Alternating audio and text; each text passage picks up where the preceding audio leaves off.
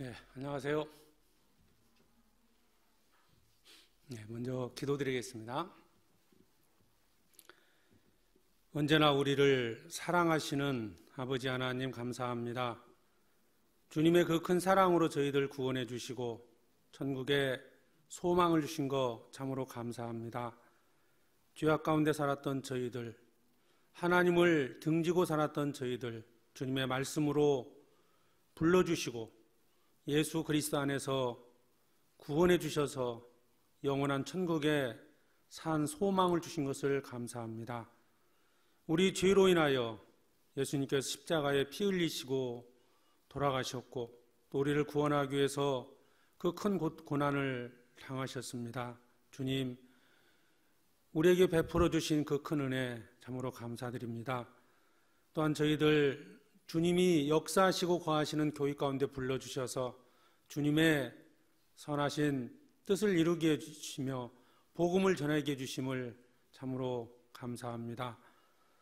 남은 생에도 오직 주의 영광을 위해서 살게 해주시고 하나님의 말씀을 통해서 교훈받고 마땅히 걸어가야 할 그 길을 걸어갈 수 있도록 도와주시옵소서. 오늘 이 시간 또 함께 모여 말씀을 배우고 교제해 주심을 감사합니다. 이 시간 역사해 주셔서 마땅히 깨닫고 알아야 할 것들을 오늘의 말씀을 통해서 나타내 주시고 또 말씀을 통해서 알았던 것들을 또 삶 속에서 적용하며 하나님을 기쁘시게 하는 삶이 되기를 원합니다. 이 시간 오직 주 성령님께 부탁을 드립니다. 우리를 사랑하시는 예수 그리스도의 이름으로 기도드립니다. 아멘. 성경 에베소서 2장을 찾겠습니다. 성경 에베소서 2장 8절, 신약 311페이지입니다.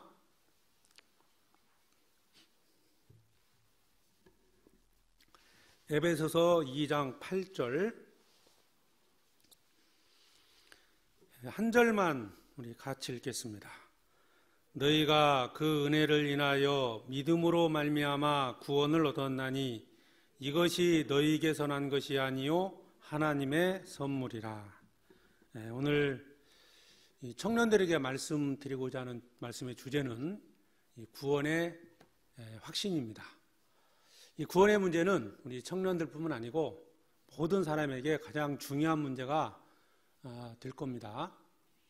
왜냐하면 사람이 구원을 받아야만 충족할 수 있기 때문에 그렇습니다.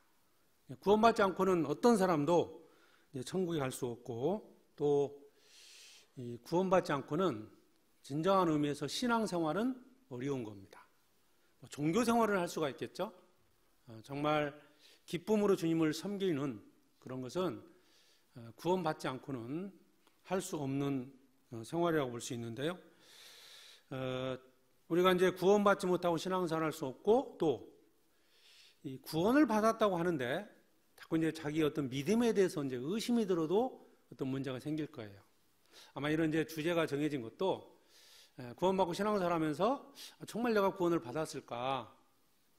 그 여러 가지 이유가 있겠죠.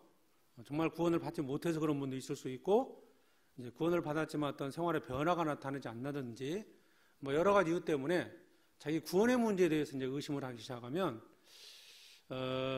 생활이 잘 안 된다는 거죠.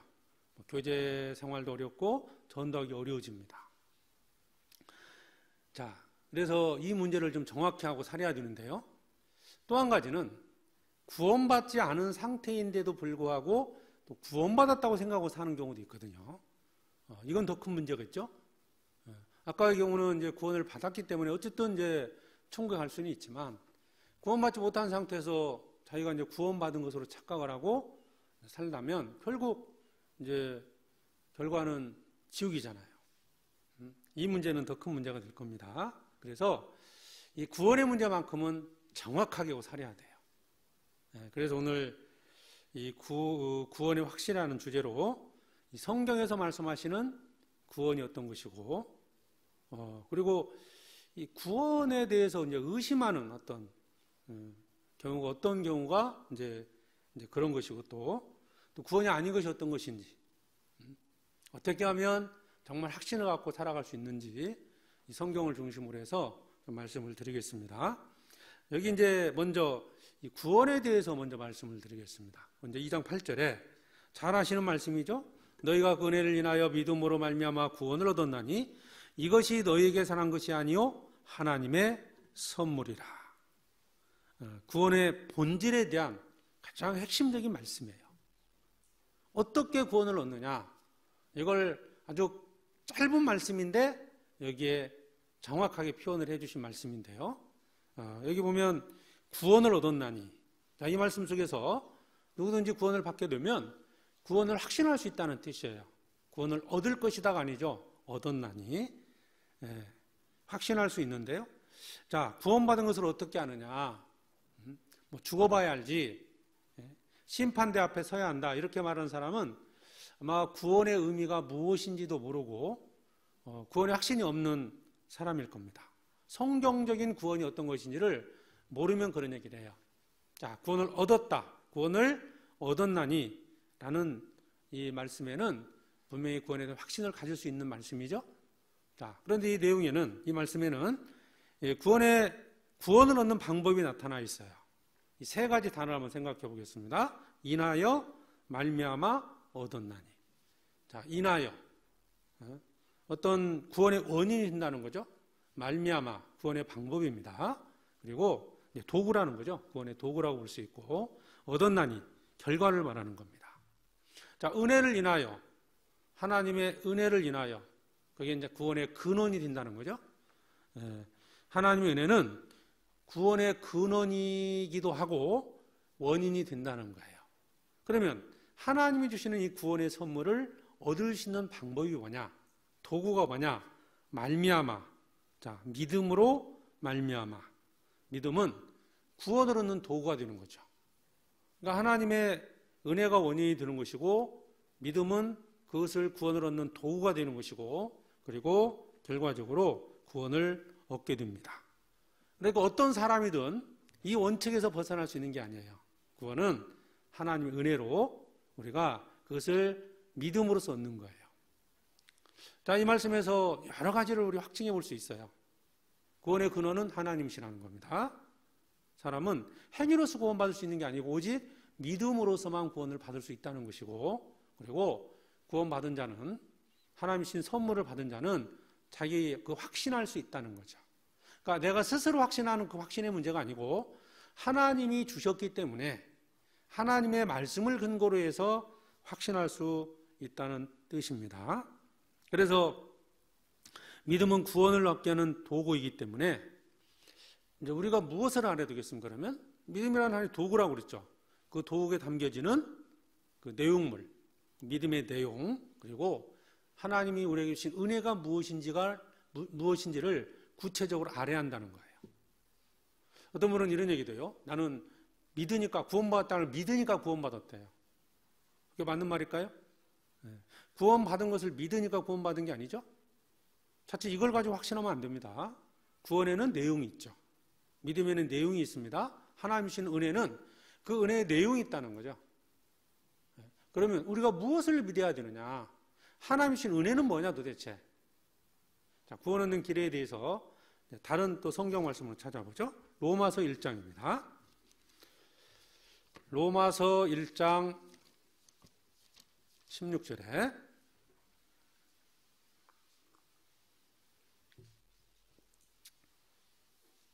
로마서 1장 16절 내가 복음을 부끄러워하지 아니하노니 이 복음은 모든 믿는 자에게 구원을 주시는 하나님의 능력이 됩니다.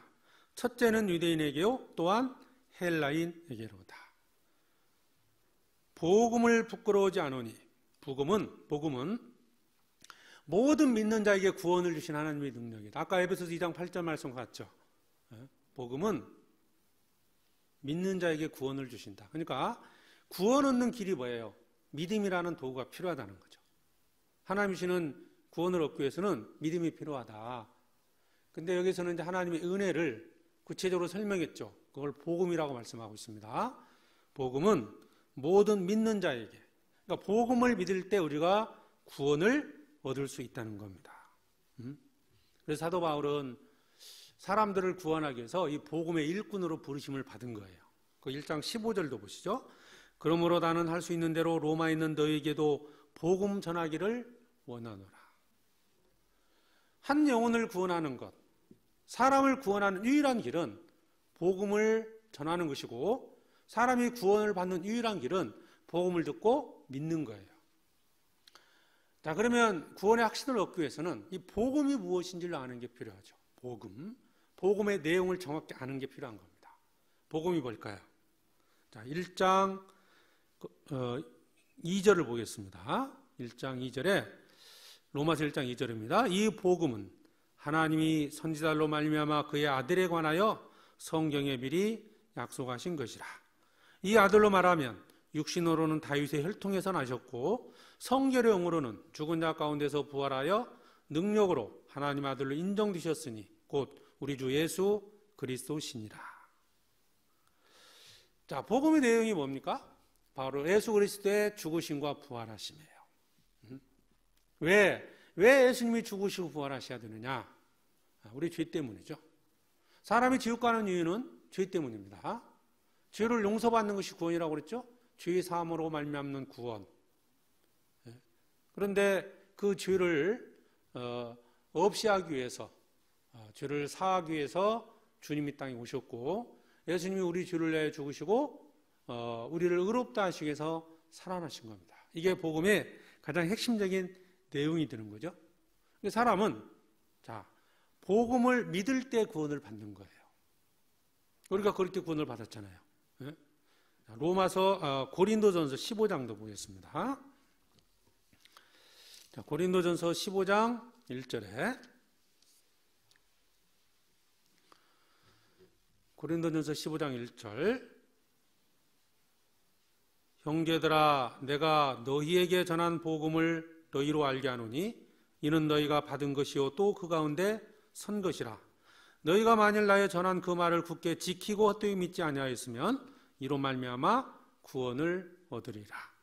자, 구원 얻는 방법에 대해서 에베소 2장 8절도 로마서 1장 16절도 그리고 이 고린도전서 15장 1절과 2절에서도 동일하게 말씀하고 있죠. 뭐죠? 도구가 믿음이라는 것이고, 에베소서 2장에서는 은혜를 믿음으로 말씀을 하셨고, 로마서 1장에서도 복음을 믿음으로, 고린도전 15장에서도 복음을 믿음으로입니다. 그러니까 복음을 믿음으로써 우리가 구원을 얻게 되는데, 자, 그렇다고 해서 복음이라는 단어를 믿었다 해서 구원받는 건 아니겠죠? 복음은 무엇일까? 구체적으로 복음은 무엇을 말하느냐? 그 답이 3절에 있습니다. 내가 받은 것을 먼저 너에게 전하였노니 이는 성경대로 그리스도께서 우리 죄를 위하여 죽으시고 장사 지낸 바 되었다가 성경대로 사흘 만에 다시 살아나사. 우리가 잘 알고 있는 내용이죠. 구원받은 자들은 분명히 이 사실을 깨닫고 있습니다. 주님께서는 우리 죄를 위하여 죽으셨다는 거죠. 그리고 장사 지낸 바 되었다가 성경대로 사흘 만에 다시 살아나셨습니다. 사람이 구원받을 이유는 뭐예요? 죄 때문에, 죄로 인해서 지옥 가기 때문에 거기서 건진받는 게 구원이에요. 죄의 사함 없는 구원은 없죠? 그 죄의 사함으로 말미암는 구원을 알게 하리니. 자, 죄를 용서받는 것이 구원이고, 그리고 죄를 사해 줬다는 그 소식이 복음이라는 거죠. 죄 때문에 지옥 가는 사람, 죄 때문에 고민하고 있는 사람에게 가장 기쁜 소식이 뭐겠어요? 내 죄가 영원히 사해졌다는 겁니다. 예수님의 피를 통해서 영원히 사해졌다. 이거보다 기쁜 소식이 어디 있겠어요? 그래서 이걸 성경에서는 복음이라고 말씀하고 있고, 복음을 믿음으로써 우리는 구원을 받는 거죠. 에베소서 1장을 보겠습니다. 에베소서 1장 13절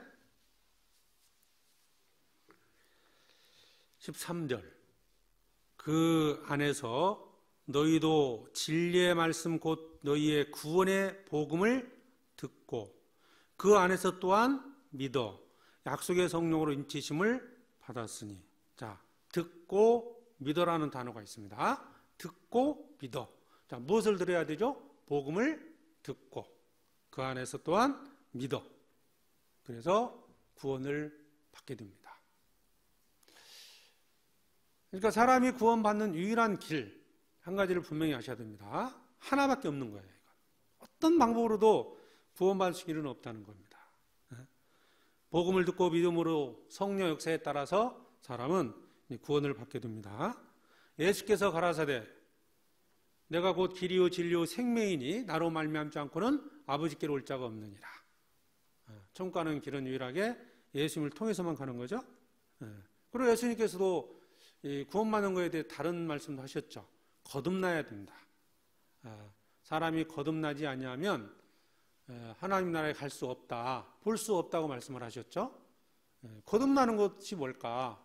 자, 거듭나는 길도 성경에서는 복음을 듣고 믿을 때 거듭나고 말씀하신 거예요. 그것 한번 찾아보죠. 베드로전서 1장입니다. 베드로전서 1장 23절에도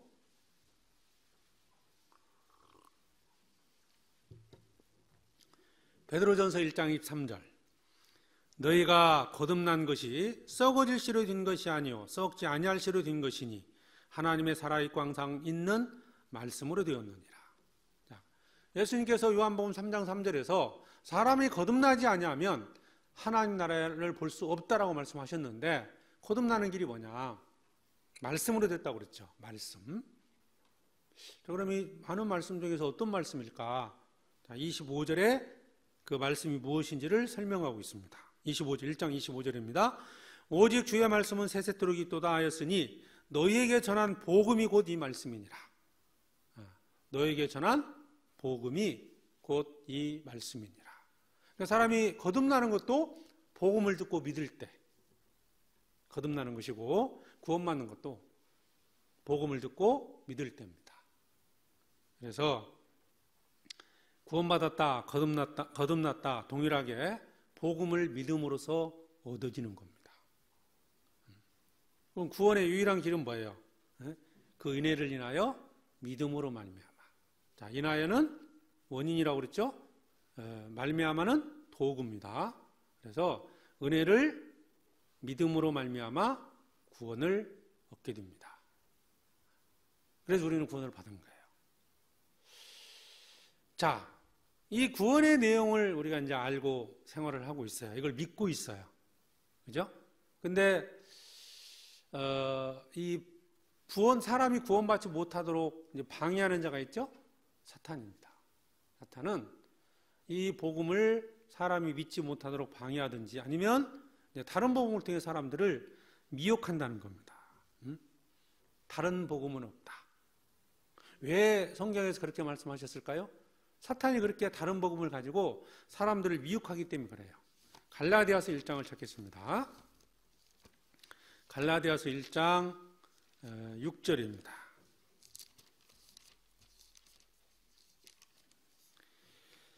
갈라디아서 1장 6절에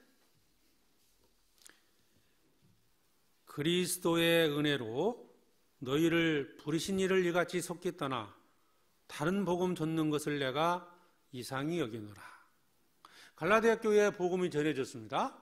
복음을 듣고 믿었어요. 구원을 받았습니다. 그런데 그 교회 안에서 또 다른 복음을 이렇게 전했던 자들이 있었던 거예요. 복음 위에 다른 걸 이제 다른 복음이라고 말하고 있는데, 물론 이 성경에서 이 갈라디아서에서 나오는 이 다른 복음은요, 율법을 지키고 뭔가 행함으로써 구원 얻는 것, 그런 것을 다른 복음으로 얘기를 하고 있는데요. 7절 다시 보죠. 다른 복음은 없나니 다만 어떤 사람들이 너희를 요란케 하여 그리스도의 복음을 변하려 합니다.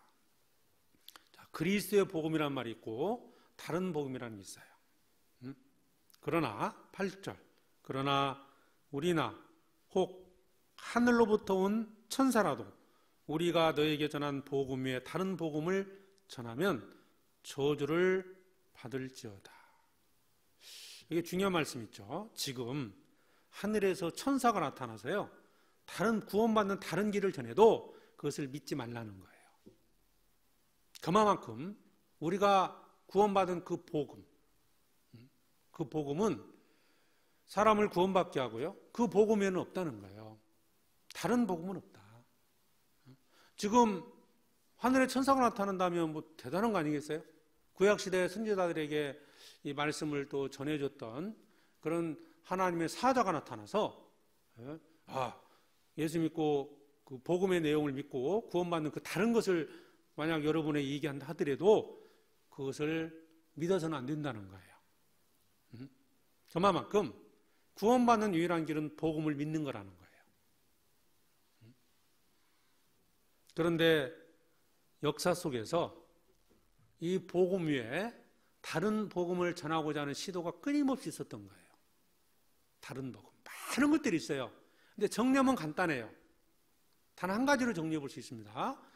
복음 위에 다른 복음은 뭘까요? 바로 행위를 의지하는 거예요. 행위. 오직 은혜를 의지하는 게 아니고 행위를 의지하는 모든 것은 다른 복음이에요. 갈라디아서 3장을 보시죠. 다른 복음이 아주 많은 것 같지만 정리하면 한 가지로 정리해 볼 수 있어요. 3장 2절에 내가 너희에게 다만 이것을 알려하노니 너희가 성령을 받은 것은 율법의 행위로냐 듣고 믿음으로냐. 둘로 나눠볼 수 있습니다. 성령을 받은 것은 구원받은 거죠. 구원받은 것은 율법의 행위냐 듣고 믿음으로냐. 스스로 반문해 보셔요. 내가 구원받은 것은 내가 뭐 행위를 통해서 했느냐 복음을 듣고 믿어서 구원을 얻었느냐 이거 한번 생각해 보시고요. 그리고 5절에도 너희에게 성령을 주시고 너희 가운데서 능력을 행하시는 이의 일이 율법의 행위에서냐 듣고 믿음에서냐. 이 말씀도 잘 보셔야 됩니다. 너희에게 성령을 주시고 너희 가운데 능력을 행하시는 일. 성령이 오심으로써 구원을 받죠. 그러면 구원받은 자는 내 안에 증거가 있습니다. 내 안에서 성령의 능력이 나타난다는 거예요. 근데 좀 이따 말씀을 드리겠지만 구원에 대해서 이제 의심을 하고 고민하는 분들이 있거든요. 왜 나는 변화가 안 될까? 왜 나는 어떤 역사가 나타나지 않을까? 이유가 있습니다. 어쨌든 성령이 내 안에 계시면, 즉 구원받을 때 내 안에 성령이 오시죠. 성령이 오셔서 그 복음을 믿게 하셨습니다.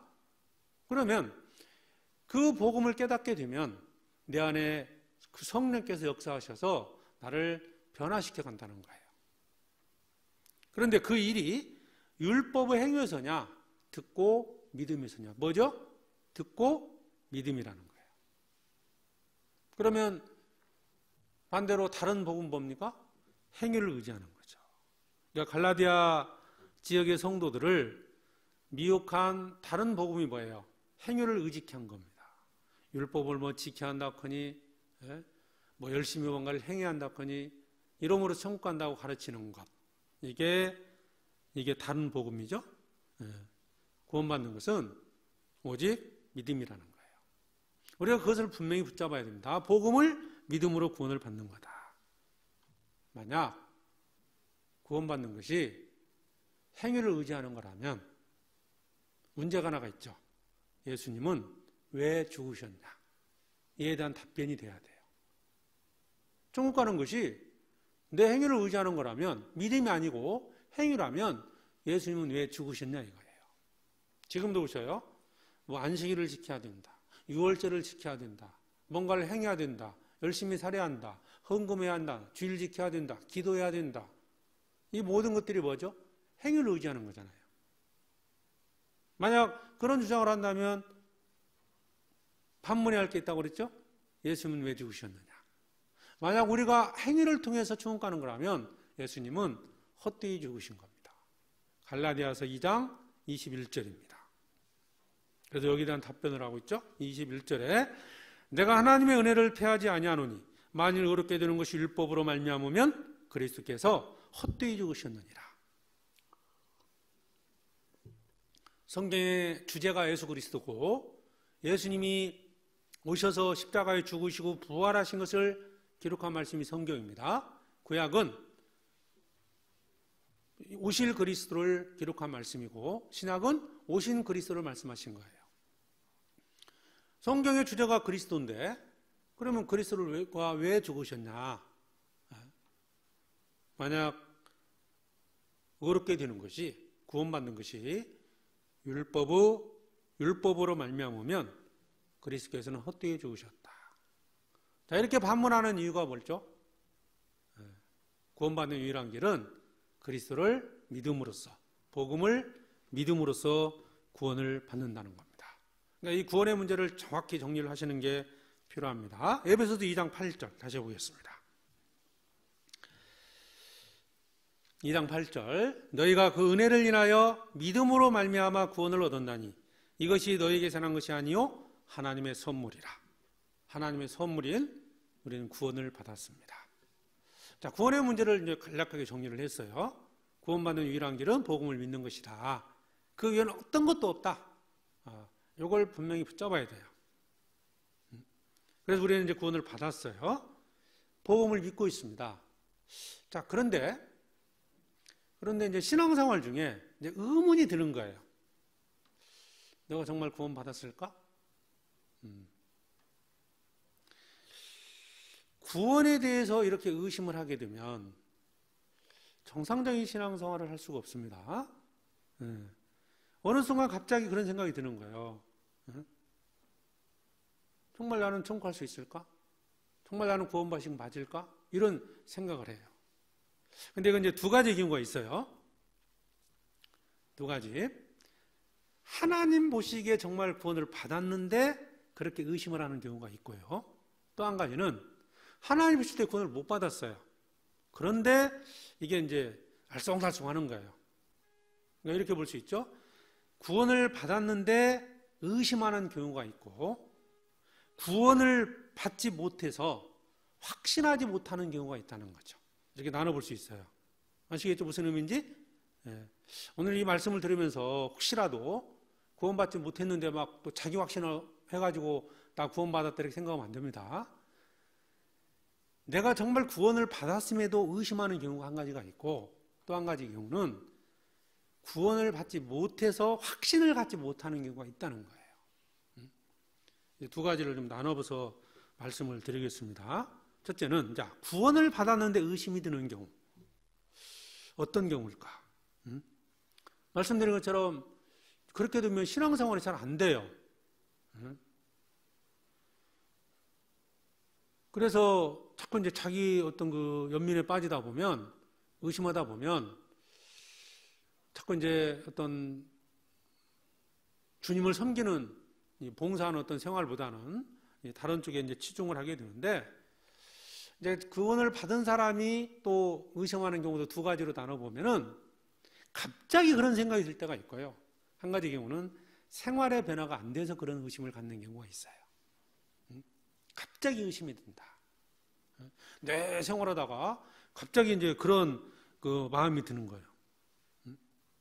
나는 참으로 구원받은 사람일까?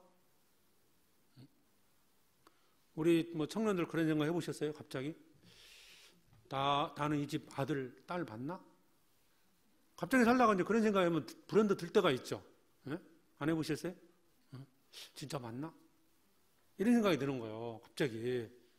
그러면 이제 그런 생각을 잘못 하다 보면 계속 이제 꼬리에 꼬리를 물고 이제 생각이 나는 거예요. 아버지가 나한테 잘 못해주는 거 보니까 진짜 맞는가 보다. 내가 엄마 아빠를 닮은 게 별로 없네. 이런 생각하면 자꾸 자기는 이제 그런 무의심을 하는 거거든요. 자, 그 배후에는 누가 있을까요? 그 배후에. 구원을 의심케 하는, 전제가 뭐였죠? 정말 구원을 받았는데 의심하는 경우라고 그랬죠. 그 배후에는 누가 있을까요? 사탄입니다. 사탄이 하는 일이 뭐예요? 사람을 구원받지 못하게 하거나 구원받은 자들이 주님을 섬기지 못하도록 막는 일을 합니다. 보세요. 여기 에베소서 찾았으니까 6장을 한번 보세요. 에베소서 6장 11절.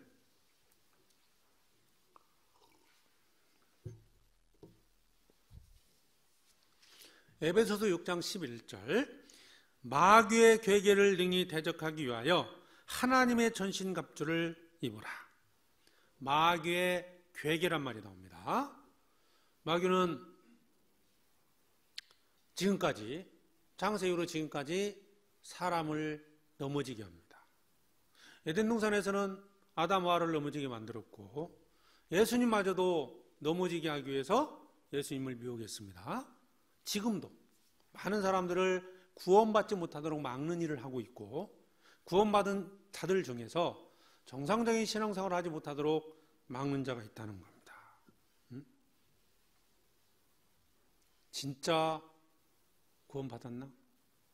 정말 네가 지금 네 아버지 아들이나?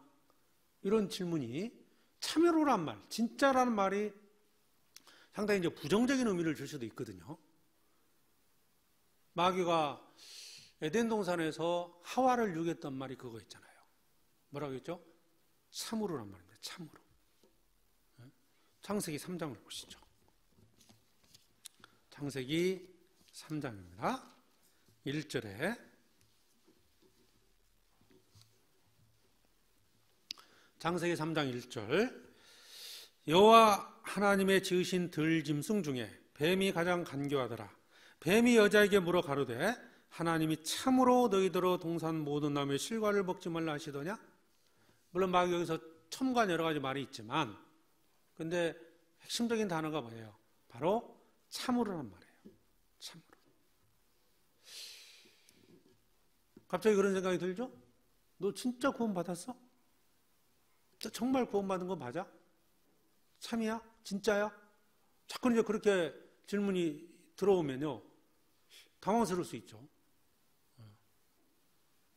하와가 이 뱀의 말에 넘어졌어요. 왜 그랬을까요? 참으로란 말 때문에, 참으로. 하나님의 말씀은 뭐였죠? 2장 17절 선악을 알게 하는 나무의 실과는 먹지 말라. 네가 먹는 날에는 정녕 죽으리라. 선악을 알게 하는 나무의 실과는 먹지 말라. 먹지 말라. 이게 하나님의 말씀이잖아요. 그러면 하와가 넘어지지 않기 위해서 뭘 붙들어 했었을까요? 자기 확신이었을까요? 하나님의 말씀을 붙들어 했을까요? 말씀인 거고요. 자기 생각을 의지하는 게 아니고요. 하나님이 어떻게 말씀하셨는지 그것을 붙잡았어야 됩니다. 그런데 의심을 한 거죠. 의심함으로 결국 하나님의 말씀을 잊고 말씀을 부정하고 첨가하고 자기 나름대로 해석해서 결국 선악과를 먹게 됨으로써 하나님과 분리가 된 거예요. 하나님을 떠난 겁니다. 죄가 들어왔습니다. 이와 같이 사탄은 우리를 미혹한다는 겁니다. 참으로 구원받았느냐? 그럼 뭐에 대한 의심이 들기 시작한 거죠? 말씀이 의심이 되는 거예요. 말씀. 자, 이럴 때 우리가 이제 붙잡아야 할 것은 말씀입니다. 사람이 구원받는 유일한 길은 아까 에베소 2장 8절에 있는 말씀처럼 너희가 그 은혜를 인하여 믿음으로 말미암아 구원을 얻었나니. 복음을 믿으면 구원을 얻습니다. 구원을 얻는 도구가 믿음이라고 그랬죠. 믿음. 그 믿음보다 앞서야 할 게 뭐죠? 바로 복음의 내용이고 믿음의 내용인 거예요. 하나님이 주신 선물이 구체적으로 뭐냐? 이걸 정확히 아는 게 필요합니다. 내가 어떤 상황에서 내 믿음이 약간 흔들릴 수도 있어요. 그 흔들리는 믿음을 붙잡아주는 게 뭐냐면 말씀인 거예요. 하나님의 그 약속의 말씀이죠. 복음을 믿을 때 구원을 얻게 됩니다.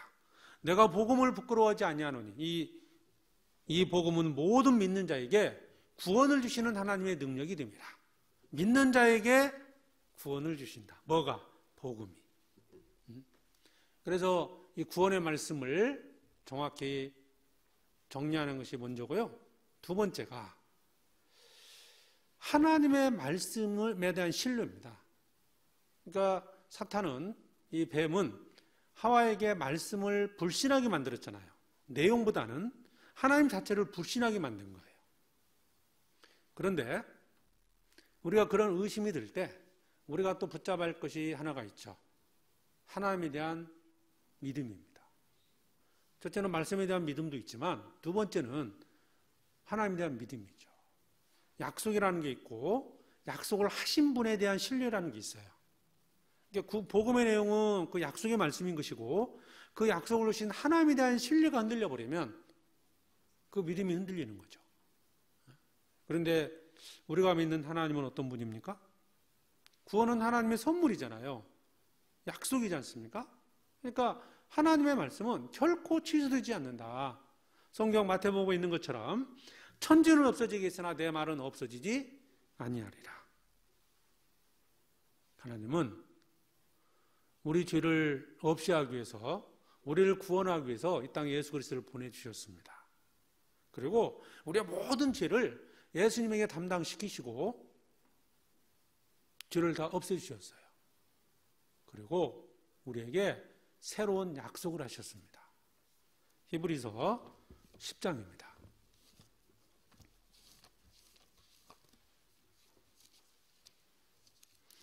히브리서 10장 16절.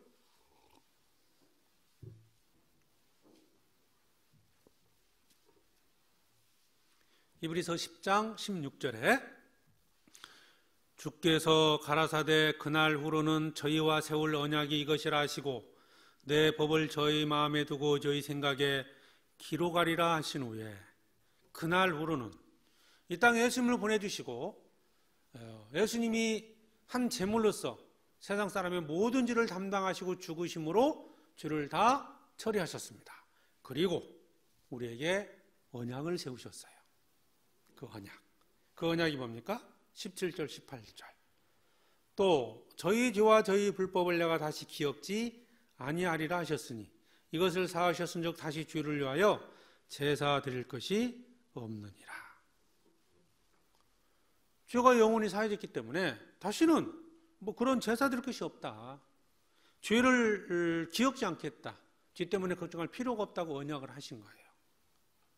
그리고 우리에게 이것을 확실히 붙잡으라고 말씀하고 있습니다.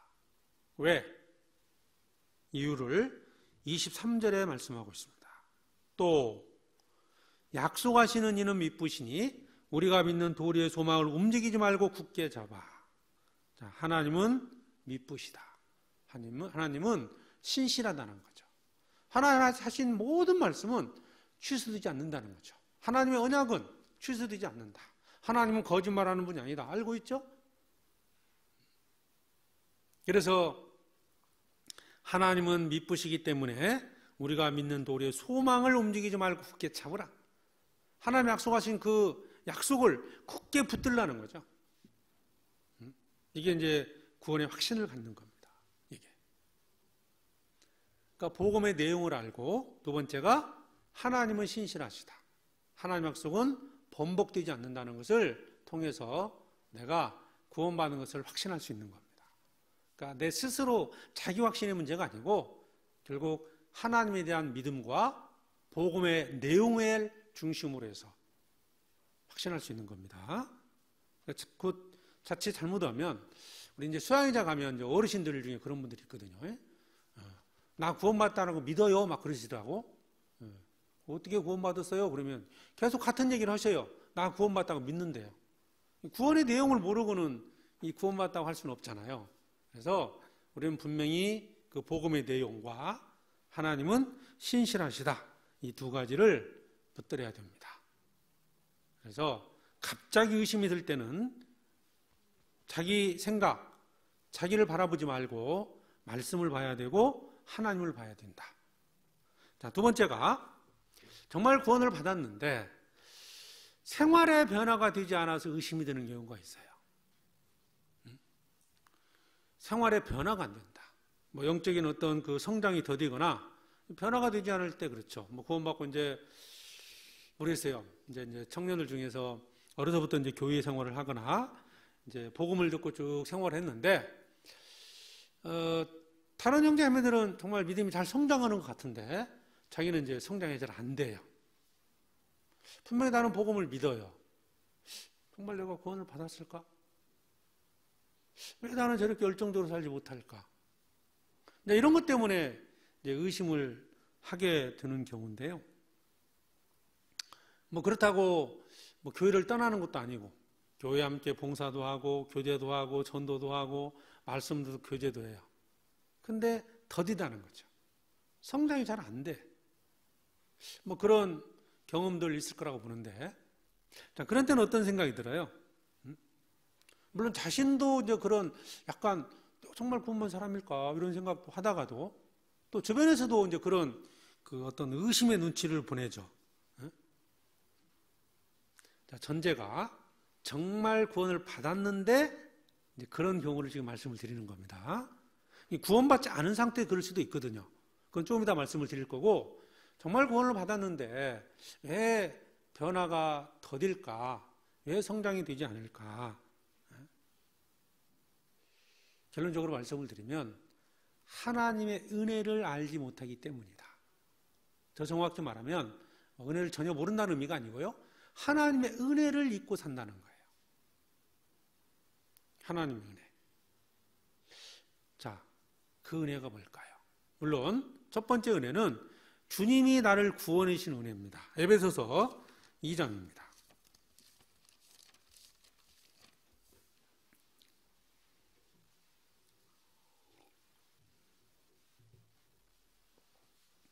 에베소서 2장 4절에 긍휼에 풍성하신 하나님이 우리를 사랑하신 그 큰 사랑을 인하여 허물로 죽은 우리를 그리스도와 함께 살리셨고 너희가 은혜로 구원을 얻은 것이라. 자, 우리는 은혜로 구원을 받은 거죠. 그 은혜를 인하여 믿음으로 말미암아 구원을 얻었죠.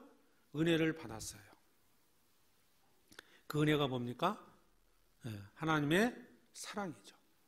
나에 대한 하나님의 사랑입니다. 내가 하나님을 얼마만큼 사랑하느냐 이 문제가 아니고 나에 대한 하나님의 사랑을 깨닫고 구원을 받은 거잖아요. 그런데 시간 속에서요, 그 사랑이 점점 희미해지고 있다는 거예요. 이미 받은 사랑이에요. 그러니까 이미 얻었기 때문에 뭐 누구한테 예를 들어서 한 10년 전에 귀한 선물을 받았어요. 받았을 때는 그때는 막 너무너무 이제 고마워했는데 10년쯤 흘렀어요. 은혜가 이제 가물가물해지는 거예요. 감동도 별로 안 생기고 이럴 수 있죠. 이런 것처럼 주님께서 우리를 구원해 주신 그 사랑이 점점 희미해졌다는 거죠. 그 십자가의 사랑, 그 은혜가 점점 희미해졌다는 겁니다. 즉 받은 은혜가 있어요. 우리는 그 받은 은혜가 희미해졌다.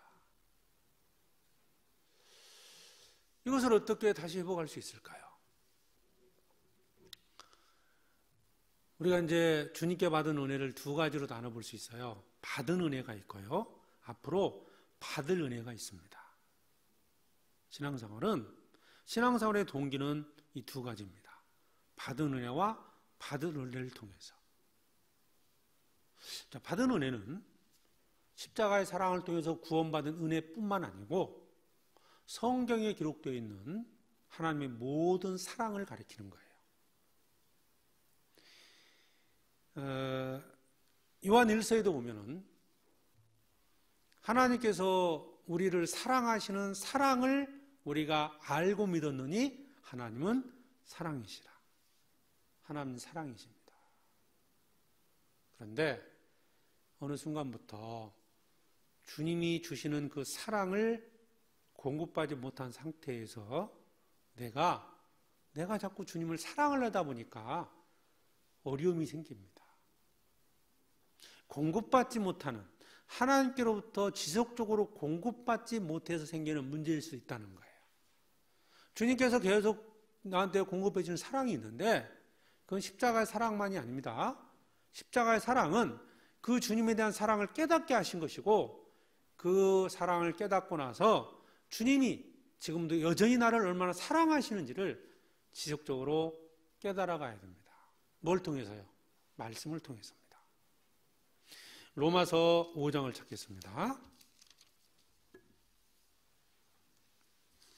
로마서 5장 5절입니다. 로마서 5장 5절입니다. 소망이 부끄럽게 아니함은 우리에게 주신 성령으로 말미암아 하나님의 사랑이 우리 마음에 부음받음이니. 우리에게 주신 성령으로 말미암아.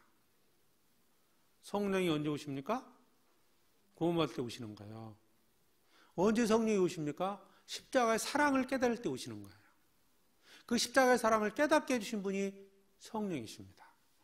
그러면 성령께서는 그 십자가의 사랑만 깨닫게 하시고 그냥 쉬고 계실까요? 아닙니다. 성령께서는 계속적으로 나에 대한 하나님의 사랑을 알게 하셔요. 어떻게 해요? 오늘 하나님 앞에 엄청나게 큰 은혜를 받고 오늘 내가 어떤 일을 했는데 돈을 많이 벌었다거나 사고가 날 뻔했는데 피하게 해줬다거나 이런 걸 말할까요? 아닙니다. 먼저는 성령이 하시는 일이 뭐예요? 하나님의 말씀을 깨닫게 해주시는 거예요. 우리 청년들이 성경을 읽을 때 무엇을 보고 있습니까? 어떤 걸 찾고 계셔요? 순서를 보면 이래요. 성경을 처음에는 구원받을 때는 그 사랑이 눈에 많이 보입니다. 좀 더 지나면요, 주를 위해서 뭔가 해야 되겠다는 의무감이 생기기 시작하면 자꾸 봉사하는 일이 눈에 들어와요. 죽도록 충성하라. 충성하기 전에 자기는 죽을 것 같은데 지금 죽도록 충성하라. 그래서 이런 말만 나오니까 버거운 거예요. 그런 마음이 안 생기죠? 그러다 보니까 내가 주를 섬기려는 마음이 없네. 그럼 나 구원받은 거 맞은 거 맞나? 이런 의문이 드는 거예요. 이것을 해소할 수 있는 방법이 뭡니까? 성경을 읽으실 때 분명히 여러분이 먼저 차지할 게 있습니다. 하나님이 나를 얼마나 사랑하시는지 말씀을 통해서 확인해야 됩니다.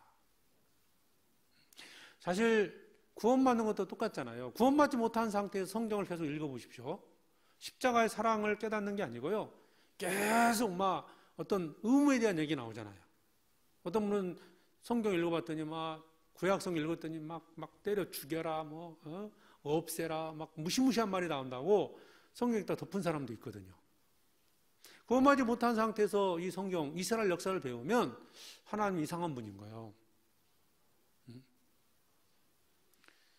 그러니까 십자가의 사랑을 깨달아야만이, 구원을 받아야만이 하나님의 사랑을 지속적으로 이제 공급받을 수 있는데, 자, 구원받고 나서 내가 지나치게 하나님을 사랑하는 마음을 갖고 생활하다 보면 공급받지 않은 상태에서, 공급이 되지 않은 상태에서 자꾸 뭔가를 하려다 보면 문제가 생기는 거예요. 자동차가 있습니다. 멀쩡한 자동차예요. 운전을 막 하는데 스톱했어요. 갑자기 멈췄어요. 자동차 멀쩡합니다. 이거 고장났나? 이거 폐차시켜야 되는 거 아니야? 걱정을 합니다. 문제는 기름이 떨어진 거예요. 휘발유가 떨어진 겁니다. 어떻게 하면 되죠? 휘발유 공급 넣으면 돼요. 그러면 운전할 수 있거든요. 운행할 수 있습니다. 그런데 휘발유는 한 번 공급하고 끝나는 게 아니죠. 계속 공급이 돼야 돼요. 여기서 5장 5절에 그 말씀하는 겁니다. 우리에게 주신 성령으로 말미암아 하나님의 사랑이 우리 마음에 부음받음이니. 성령께서는 우리 안에서, 내 안에서 하나님의 사랑을 지속적으로 깨닫게 해주셔요. 우리는 그걸 뭘 통해서 깨달아야 됩니까? 성경입니다. 여러분 성경 읽을 때 항상 이런 태도로 읽으셔야 됩니다. 하나님이 나를 얼마나 사랑하시는지 사랑을 찾아보셔요. 성경에서. 나를 이렇게 사랑하셨구나. 반대로 읽으시면 힘들어집니다. 내가 주님을 얼마나 사랑할까? 오늘부터 내가 주님을 정말 죽도록 한번 사랑해보자. 이런 식으로 성경 읽기 시작하면요, 내게 힘이 없는데요. 그러니까 버거워지는 거예요. 신앙생활이 힘들어지면서 내가 이것도 하기 싫고 저것도 하기 싫고 막 이제 낙심이 돼버리면 그때 이제 의심이 몰려오는 거예요. 정말 내가 구원받았을까? 구원받은 것이 확실하죠? 그러면 주님이 내게 어떠한 사랑을 주셨는지 성경을 통해서 확인해 보십시오.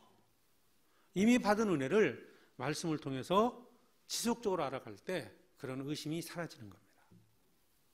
주님의 사랑을 계속 받으니까 나도 주님을 사랑할 수 있잖아요. 그래서 기쁨으로 신앙생활이 되는 겁니다. 자, 그리고 또 한 가지가 우리는 이미 이제 십자가의 사랑은 받은 은혜라고 볼 수 있어요. 그런데 우리가 아직 받을 은혜가 있어요. 이 세상에 주어지는 게 아니에요. 그 받을 은혜는 베드로전서 1장을 찾겠습니다.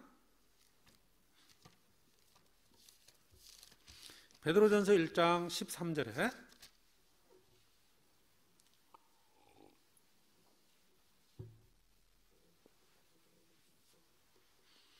베드로전서 1장 13절 그러므로 너희 마음의 어리를 동이고 근신하여 예수 그리스도에 나타나실 때 너희에게 가져올 은혜를 온전히 바랄지어다. 사도 베드로께서 성도들에게 이런 권고를 한 겁니다. 예수 그리스도에 나타나실 때 너희에게 가져올 은혜를 온전히 바랄지어다. 가져올 은혜가 있다는 거예요.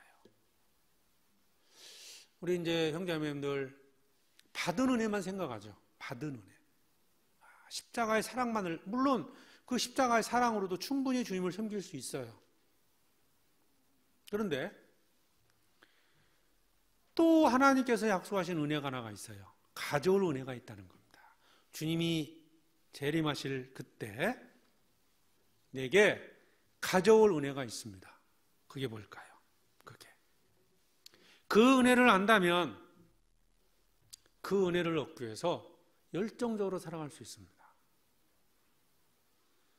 그 은혜가 뭐냐? 여기 13절 다시 보면 너희 마음의 어리를 동이고 근신하여, 그 가져올 은혜를 얻기 위한 방법이 뭐였죠? 뭐라고 나옵니까? 허리를 동이고 근신하라는 겁니다. 그 은혜가 뭘까? 그 은혜는 고난을 잘 극복하면 주님이 주시는 거예요. 1장 6절을 보겠습니다.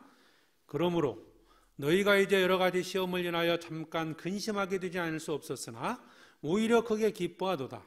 너희 믿음의 시련이 불로 연단하여도 없어질 금보다 더 귀하여 예수 그리스도에 나타나실 때 칭찬과 영광과 존귀를 얻게 하려 합니다. 칭찬과 영광과 존귀, 이게 가져올 은혜입니다. 자, 뭔지 아시겠죠? 이 말씀과 13절을 연결해 보면 가져올 은혜는 상급입니다. 천국에 갔을 때 주어지는 영광을 가리키는 거예요. 내가 이 땅에서 어떻게 살았느냐, 주를 위해서 어떻게 살았느냐에 따라서 주어지는 상급이 있습니다.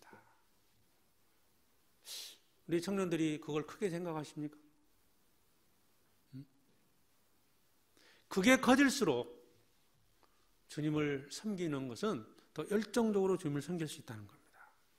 왜 상을 은혜라고 말하느냐? 이유가 있어요. 내가 일한 것은 이만큼인데 상이 너무너무 크기 때문에 그런 거예요. 그래서 하루 평균 일당이 한 10만 원이라고 생각해 봐요. 일해서 10만 원 받는 은혜라고 생각하지 않거든요. 근데 하루 일했는데 1억을 줬다. 그러면 이게 내가 일한 거에 비해서 과도한 거죠. 그게 은혜가 되는 거죠. 그래서 성경은 상급을 은혜라고 말씀하고 있습니다. 하나님이 사람에게 주시고자 원하는 게 뭐예요? 영광입니다. 구원받은 자들에게 주시기 원하시는 것이 천국에서 얻게 되는 영광입니다. 그 영광은 마음의 허리를 동이고 근신함으로 얻어지는 거예요. 그냥 뒷짐지고 가면서 얻어지는 게 아니에요. 십자가의 사랑을 깨달았죠? 천국에 소망이 생겼습니다. 자, 그것으로도 충분히 주님을 섬길 수 있어요. 그런데 가져올 은혜, 상을 생각하게 되면, 그것을 분명히 깨닫게 되면, 정확히 알게 되면 훨씬 더 주를 위해 살 수 있는 동기부여가 되는 거예요. 그것을 알아야 한다는 겁니다. 우리에게 가져올 은혜가 있다. 그 상을, 가져올 은혜를 정확히 알게 된다면 주를 위해서 더 열정적으로 살 수 있는 겁니다. 왜 변화가 안 될까? 왜 주를 열심히 살지 못할까? 생각해 보셔요. 상급을 바라고 있어요? 그 십자가의 사랑을 정말 기억하고 또 정말 주님이 나를 얼마나 사랑했는지 지금 그 사랑을 마음에 정말 깨닫고 있습니까? 그건 힘을 주는 겁니다. 그 사랑이, 그 주님의 약속이 우리에게 주를 섬길 수 있는 큰 힘을 주는 겁니다.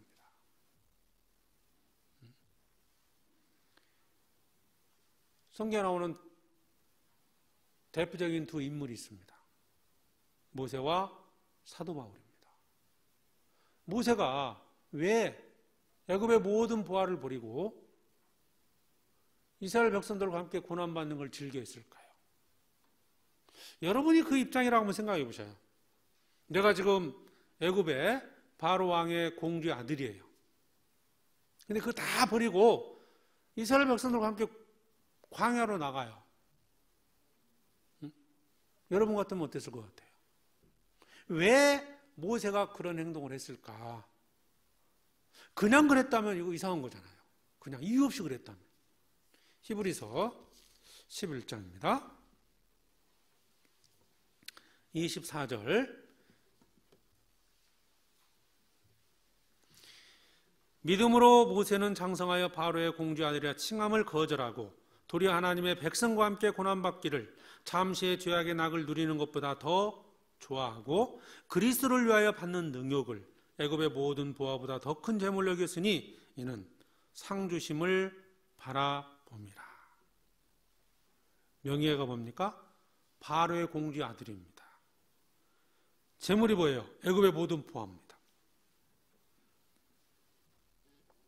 그런데 그 모든 것을 버리고 모든 것을 버리고 이스라엘 백성들과 함께 고난받는 걸 더 좋아했다. 왜? 이유를 아셔야 돼요. 왜? 상주심을 바라봅니다. 그 상이 있다는 것을 모세는 믿었기 때문에 누가 시킨 게 아니잖아요. 자기가 자발적으로 한 겁니다. 신앙생활은 누가 시켜서 할 수 있는 게 아닙니다. 주님께 구원받은 그 사랑, 또 한 가지가 주님이 약속하신 그 은혜입니다. 두 가지가 정확히 믿어진다면 누가 시키지 않아도요 열정적으로 살 수 있어요. 상주심을 얼마나 크게 보느냐, 상의 가치가 얼마나 크냐에 따라서 달라지는 거예요. 왜 변화가 안 된다고요? 정말 내가 구원받았는데 왜 변화가 안 됩니까? 구원받았는데 왜 열정적으로 살지 못합니까? 그러면서 의심하고 있어요. 구원받은 것을 전제로 말씀을 드리는 겁니다, 지금은. 자, 그러면 상주심을 바라봐야 돼요. 그리고 십자가의 사랑, 그 하나만 붙잡고 있지 마시고요. 성경을 통해서 주님이 나를 얼마나 사랑하셨는지 읽으면서, 아침마다 성경 읽으면서, 저녁마다 성경 읽으시면서 그것을 발견하시라는 거예요. 발견하는 겁니다. 깨달아가는 거예요. 주님이 나에게 지금 더 사랑을 베풀어 주지 않아도 이미 우리는 받은 사랑만으로도 주님을 섬길 수 있습니다. 그렇죠. 그 십자가의 사랑이 그렇지 않습니까? 십자가에 죽으시는 것보다 더 큰 사랑이 어디 있습니까? 하나님이 세상을 이처럼 사랑하사 독생자를 주셨으니 그 사랑, 우리는 그 사랑을, 구원받은 자들은 그 사랑을 믿은 자예요. 그 십자가의 사랑이 주를 섬기지 못한다고요? 섬기게 합니다. 상이 있을 때 더 주를 섬길 수 있게 합니다. 애굽에서 얻게 되는 영광보다 훗날 1년 후 10년 후가 아니에요. 죽음 이후에 훗날 천국에서 얻어지는 영광을 더 크게 받기 때문에 모세는 고난받는 것을 즐겨했고 하나님의 말씀에 절대적으로 순종했습니다. 상을 본다면 여러분도 변화가 시작될 겁니다. 지금보다는 더 열정적으로 살 수 있다는 거예요. 또 한 사람, 신약의 대표적인 인물이 바울입니다. 사도 바울. 빌립보서 3장입니다. 빌립보서 3장 14절에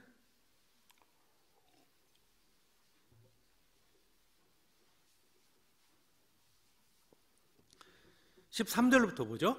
형제들아, 나는 아직 내가 잡은 줄로 여기지 아니하고 오직 한 일, 즉 뒤에 있는 것은 잊어버리고 앞에 있는 것을 잡으려고 표대를 향하여 그리스도 예수 안에서 하나님이 위에서 부르신 부름의 상을 위하여 쫓아가노라. 사도 바울은 판단력이 있습니다. 사도 바울이 가지고 있었던 모든 지금은 어떤 스펙 같은 게 있죠. 살아가는 데 필요한 정말 유익했던 모든 것들, 그 어떤 거를 다 배설물 여기고 주님을 위해 살았습니다. 복음을 위해서 목숨을 바친 거예요. 평생을 주를 위해 살았습니다. 그 동기가 뭐예요? 십자가의 사랑? 당연하죠.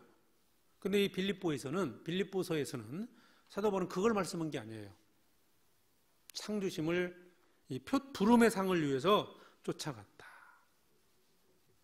유익한 것을 버린 이유가 뭐냐? 내가 주를 위해서 할 수 있었던 이유가 뭐냐?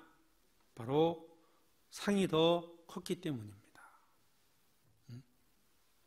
천국에서 주어지는 영광을 바라봤던 거예요. 그게 베드로전서에서는 가져올 은혜라고 말씀하신 거예요. 우리 청년들이 열심히 공부도 하고 열심히 세상 의지를 하고 있습니다. 왜 그렇습니까? 바라는 게 있거든요. 희망이 있죠. 이 세상적인 어떤 희망도 있지 않습니까? 그게 뭐 필요 없다는 뜻이 아니에요.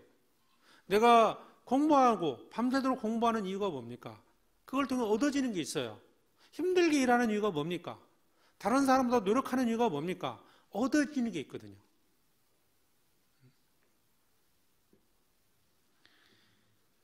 천국에서 내게 얻어지는, 즉 하나님이 약속하신 영광이 그 영광을 얼마나 온전히 바라보느냐, 그 크기를 하나님이 약속한 만큼 그 크기를 정확히 알게 되면 주를 위해서 살지 않을까요? 살아갈 힘이 거기서 나오는 거예요. 받은 은혜와, 자, 정리를 해봅니다. 받은 은혜가 있고 받을 은혜가 있다. 그것이 우리 신앙생활의 동기가 되는 거예요. 열정이 성격일까요? 나는 성격이 그렇게 뭐 열정적이지 못해. 성격은 열정이 아닙니다. 열정. 나는 원래 좀 느긋해요. 원래 잘한 날 뛰지 않습니다. 자, 선착순 해가지고 1등 하는 사람 10억 줄게. 뛸까요? 안 뛸까요? 열심히 뛸 거예요. 그러니까 바라는 것이 커질수록 열정은 만들어집니다. 열정적으로 살지 못한다고요? 나는 성격이 올려서 그렇다고요? 그건 핑계입니다. 받은 은혜, 십자가의 사랑과 성경에 기록된 나에 대한 하나님의 사랑의 크기를 알게 될 때 열정을 갖게 됩니다. 하나님께서 나를 위해서 예비하신 그 가져올 은혜, 상급과 영광을 알게 될 때 열정적으로 살아갈 수 있습니다. 느긋한 사람도 불나면 뛰어요. 느긋한 사람도 하늘에서 비 떨어지면요, 우박 떨어지면요, 뛰어서 피합니다. 주님을 섬기는 동기가 뭐예요? 주님께 받은 사랑, 주님께 받은 은혜입니다. 받은 은혜는 나를 밀어주는 역할을 할 것이고, 받을 은혜는 나를 끌어주는 역할을 할 것이다. 은혜를 생각하면 나는 틀림없이 변화된 삶, 열정적으로 살아갈 수 있게 되고요. 그렇게 되면 구원의 의심은 사라질 겁니다. 아시겠죠? 확실히 구원을 받았다면 그게 필요한 거예요. 자, 두 번째 경우입니다. 정말 구원을 받지 못해서 구원의 확신을 갖지 못하는 경우입니다.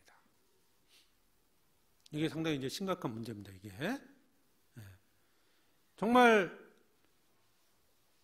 구원 간증을 해요. 구원 간증도 하고 뭐 복음 내용도 다 알고 있어요. 근데 구원을 받지 못한 겁니다. 그러면서 그러죠. 이거 내가 아는 건지 믿는 건지 헷갈린다고. 아는 건지 믿는 건지 헷갈린다. 사실 뭐 그러면 뭐 그런 얘기잖아요. 뭐 지식구원이라고. 지식구원이라는 표현은 써서는 안 됩니다. 구원을 받았으면 받은 거고 안 받으면 안 받은 거지 지식구원이라는 말은 없어요. 그냥 뭐 용어상 어떻게 편의상 만든 말이지 성경에는 그런 표현은 없습니다. 복음을 아는데 확신이 없고 확신을 갖지 못하고 또 생활의 변화도 없다는 거죠. 이 문제는 성경에서 답을 찾아야 됩니다. 왜 그럴까? 분명히 복음을 믿으면 천국 가죠? 예수님의 말씀에서 답을 찾아야 됩니다. 마가복음 1장입니다. 마가복음 1장 14절입니다.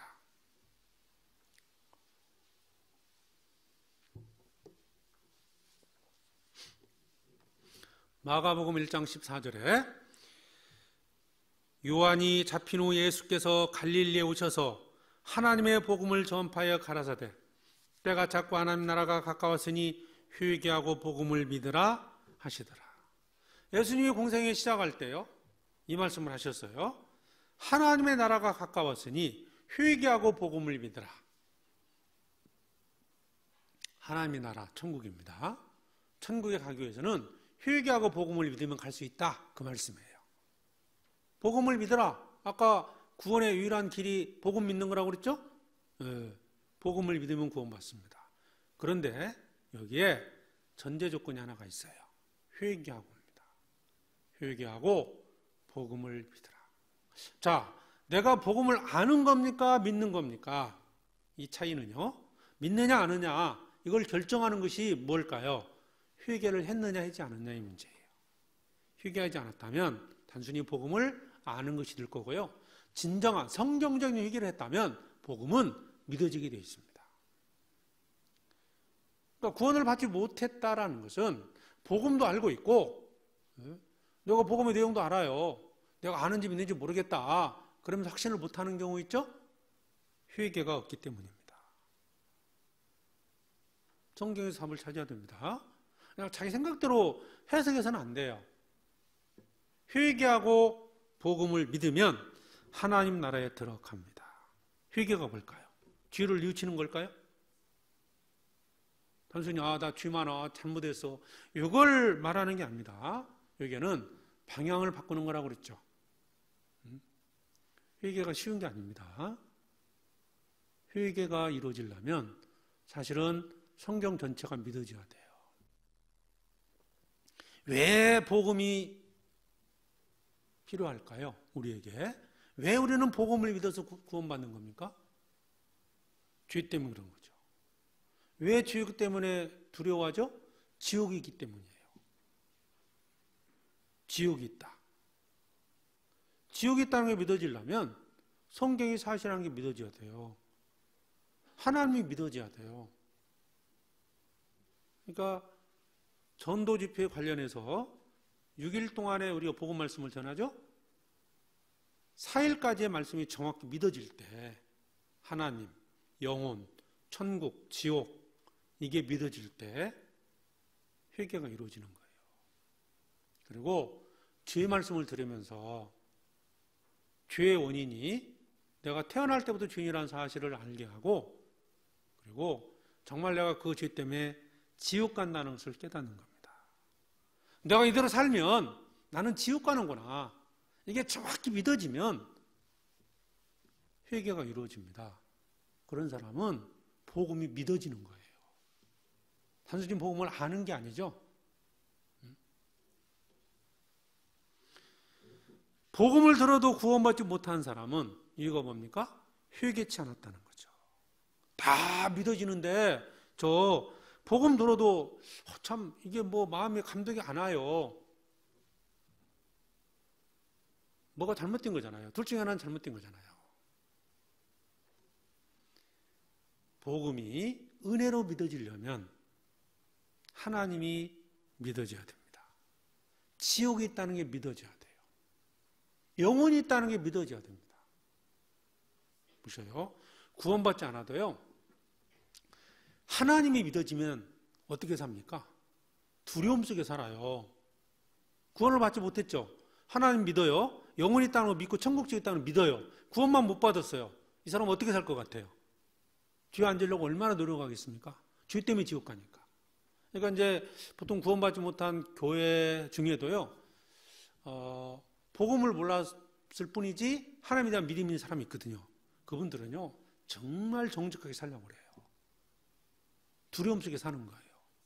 이게 구원받지 않아도 하나님만 믿어도 그렇게 변화가 생기는데, 정말 복음 듣고 구원받다는 사람이 전혀 변화가 없는데 구원받았다고요? 구원받지 못한 겁니다. 회개하고 복음을 믿으라. 그런데 내가 하나님을 믿고 있고 영원히 있다는 걸 믿어. 한번 스스로 한번 정리를 해보세요. 천국적이 있다는 것도 믿고 죄 때문에 지옥 간다는 거 믿어요. 알아요. 근데 들어도 구원이 안 이루어져요. 옆에 전도하는 사람도 답답하고요. 본인도 답답하다고 그래요. 그런 경우도 한 가지 이유가 있습니다. 그런 사람은 지금 내가 누리고 있는 거 있죠. 지금 세상에서 죄짓고 뭐 오락을 한다든지 뭐 하여튼 지금처럼 세상에서 즐기고 싶은 게 있어요. 이걸 버리고 싶은 마음이 없는 거예요. 이 세상 즐기면서 구원은 받고 싶어요. 이게 회개가 이루어진 걸까요? 하나님이 그런 사람 구원해 줄 것 같아요? 하나님은 아시거든요. 회개가 돌아서는 거라고 그랬죠. 지금 삶의 방향에서 돌아서는 게 회개입니다. 회개하고 복음을 믿게 하시는 거예요. 하나님은 회개된 자를 하나님 구원해 주시거든요. 그러니까 과거에 지었던 큰 죄는 돌이켜요. 10년 전에 도둑질한 거, 내가 정말 이 죄 큰 죄였구나 돌이킵니다. 5년 전에, 1년 전에 지었던 죄는 돌이켰어요. 근데 지금 내가 친구들과 어울려서 놀고 싶고 그냥 죄 짓고 싶고 이건 돌이키지 않는 거예요. 이건 놓고 싶지 않은 거예요. 주일날 교회 나오기가 싫은 거예요.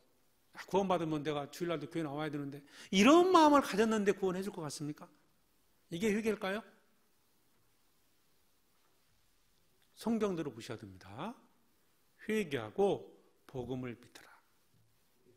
회개 없는 구원은 없습니다. 성경에서는 회개하면 틀림없이 구원받는다고 말씀하고 있습니다. 왜? 하나님 주시는 선물이거든요. 회개하는 자를 구원해 주시는 거예요. 회개하고 복음을 믿으라. 하나님의 나라, 천국은 하나님 준비하신 겁니다. 복음 누가 준비하신 거예요? 하나님 준비하신 거예요. 그럼 내가 해야 할 게 뭐예요? 회개입니다. 회개할 때 성령이 내 안에 오셔서 깨닫게 해주십니다. 그 복음을 깨닫게 해주시는 겁니다. 죄가 많다고 회개가 안 되는 게 아니에요. 청년들 중에 그럴 수 있거든요. 우리 청년들이 죄를 지면 얼마나 많이 짓겠습니까? 죄가 많아서 구원받지 못하는 게 아니고요. 지금 현재 누리고 있는 그 어떤 즐거움을 버리기 싫어서 그래서 회개가 되지 않고 그래서 구원받지 못하는 겁니다. 들을 때는 맞아 끝나면 그만인 거예요. 이게 얼마나 위험한지 아십니까? 나중에 정말 내가 구원받고 싶지만 구원받지 못할 수도 있거든요.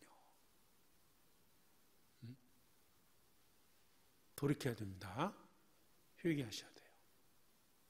그래야 확신합니다. 이 문제는 지금 말씀드리는 문제는 정말 구원받지 못한 상태예요. 그런 상태에서 확신하지 못하는 경우를 지금 말씀을 드리는 겁니다. 성경은 회개하면 생명을 얻게 한다라는 말씀을 분명히 하고 있습니다. 사도행전 11장을 찾겠습니다.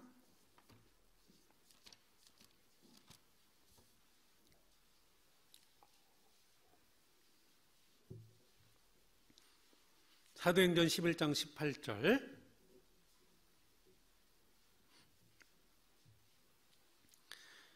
저희가 이 말을 듣고 잠잠하여 하나님께 영광을 돌려 가로되 그러면 하나님께서 이방인에게도 생명 얻는 회개를 주셨다 하니라. 생명 얻는 회개를 주셨다. 회개는 생명을 얻게 합니다. 회개하면 복음을 믿게 해주십니다. 회개하면 복음이 믿어지는 거예요. 그러니까 복음을 알므로써 구원을 받는 건 맞지만 그보다 더 중요한 게 뭐예요? 하나님에 대한 회개입니다. 하나님에 대한 믿음이 생기면 당연히 복음을 깨닫게 됩니다. 특히 우리 교회에서는 우리 교회가 복음이 있는 교회잖아요. 뭐 다른 복음이 없는 교회에서는 하나님이 믿어져도 복음을 전하지 못하니까 못 깨달아요.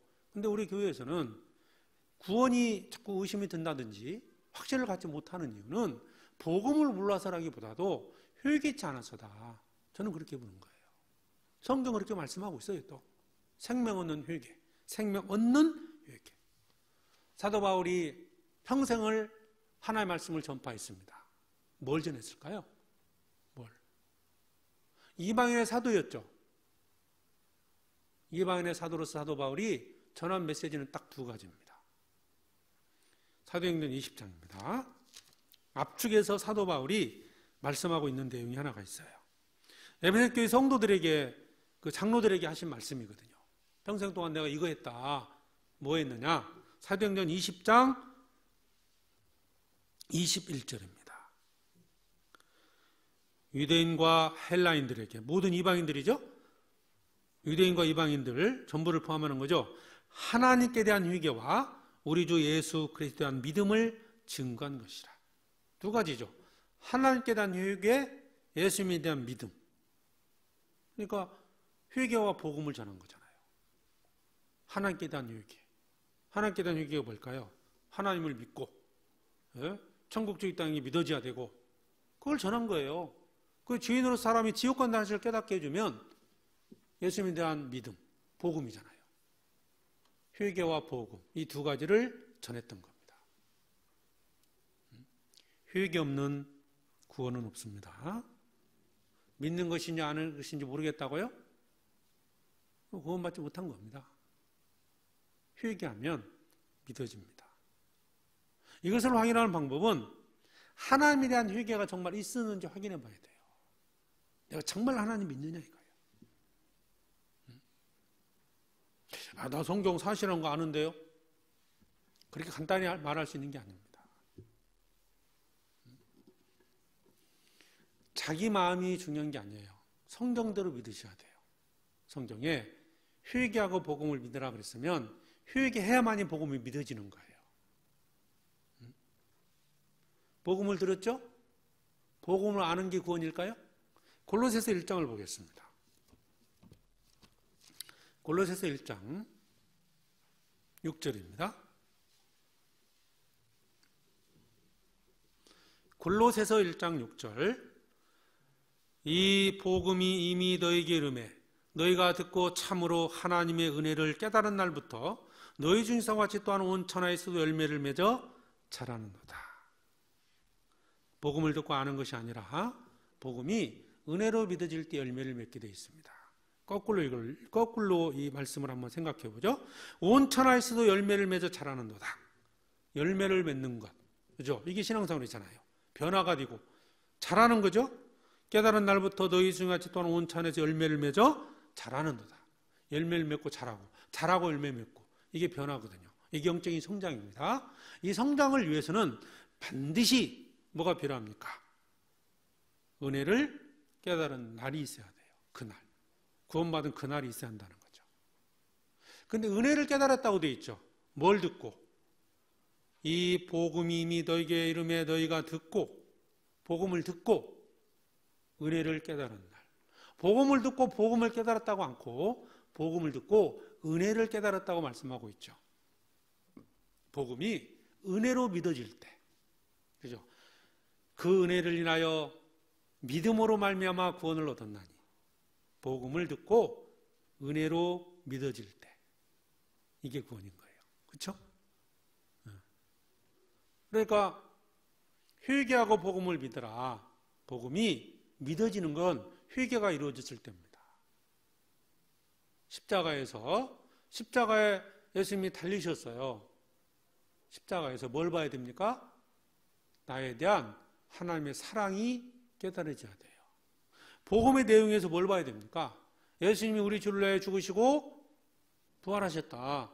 그 내용에서 뭐가 믿어져야 됩니까? 은혜가 깨달아지는 거예요. 아, 내 죄 때문이었구나. 정말 내가 지옥 간다는 사실을 깨닫게 되면 그 복음은 은혜로 믿어지는 거예요. 그날이 구원받은 날이고, 단순히 복음을 아는 날이 아니라 회개하고 복음이 믿어진 그날로부터 우리는 자라게 되고 열매를 맺고 자라게 되고 열매를 맺고 신앙, 영적인 성장이 이루어지는 겁니다. 아는 거냐 믿는 거냐 고민하지 마시고요. 말씀 앞에 서야 됩니다. 자꾸 자기에서 확신하려고 하지 마시고 말씀에서 답을 찾아야 됩니다. 복음을 알지만 열매가 없는 것은 회개하지 않았기 때문이다. 복음을 알지만 그것이 참으로 은혜로 믿어지지 않는다면 회개가 없었기 때문이다. 구원받지 못한 겁니다. 우리는 성경대로 믿으셔야 돼요. 그래야 구원을 받게 됩니다. 이 문제에 대해서요, 좀 더 이제 그 성경 말씀을 통해서 한번 더 정리를 해볼까 해요. 단순히 열매가 없기 때문에 구원받은 것이 아니냐? 구원 못 받은 거 아니야? 이렇게 오해할 수도 있고, 믿는데 중요한 것은 믿음이거든요. 믿음이 있으면 틀림없이 주님을 섬기며 살아갈 수 있다는 거예요. 성경은 그걸 말씀하는 거거든요. 단순히 열매가 없기 때문에 당신 구원 못 받았어요. 이렇게 말하는 것은 잘못된 거죠.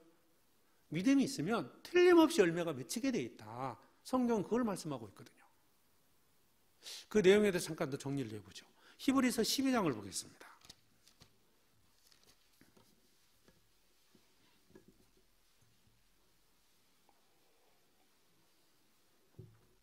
히브리서 12장 14절.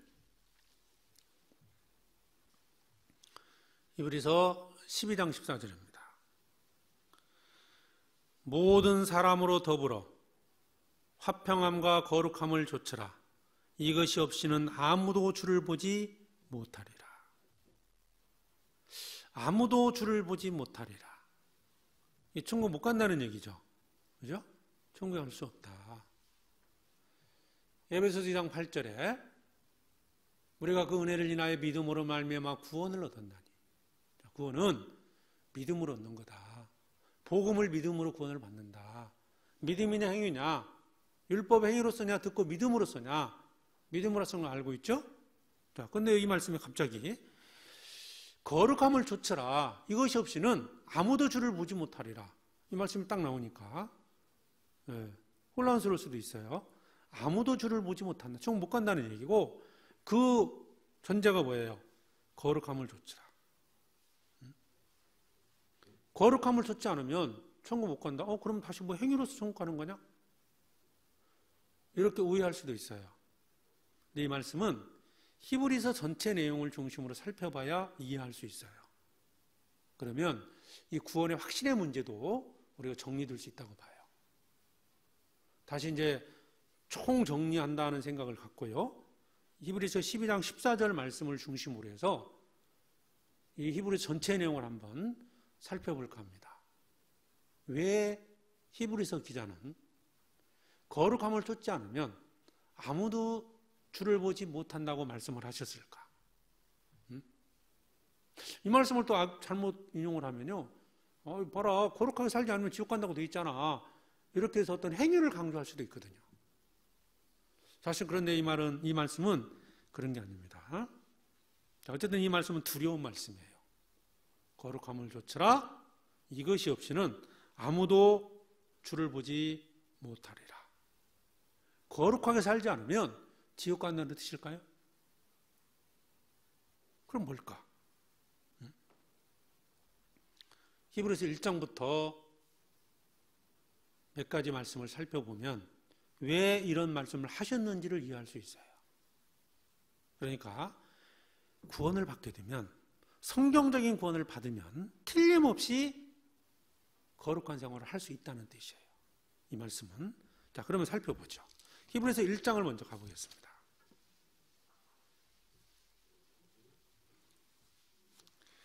히브리서 1장 3절에 이는 하나님의 영광의 광채시요 그 본체의 영상이시라 그의 능력의 말씀으로 만물을 붙드시며 죄를 정결케 하는 일을 하시고 높은 곳에 계신 위엄의 우편에 앉으셨느니라. 히브리서는 죄를 정결케 하신 예수님에 관한 말씀입니다. 자, 죄를 정결케 하신 예수님, 과연 그분이 누구냐 이거예요. 이미 십자가에 예수님은 돌아가셨습니다. 그런데 많은 히브리인들이 그 예수님에 대해서 모르고 있는 거예요. 예수님은 십자가에 우리 죄를 위해 죽으셨어요. 죄를 정결케 하시고 이미 하나님 우편에 앉으셨습니다.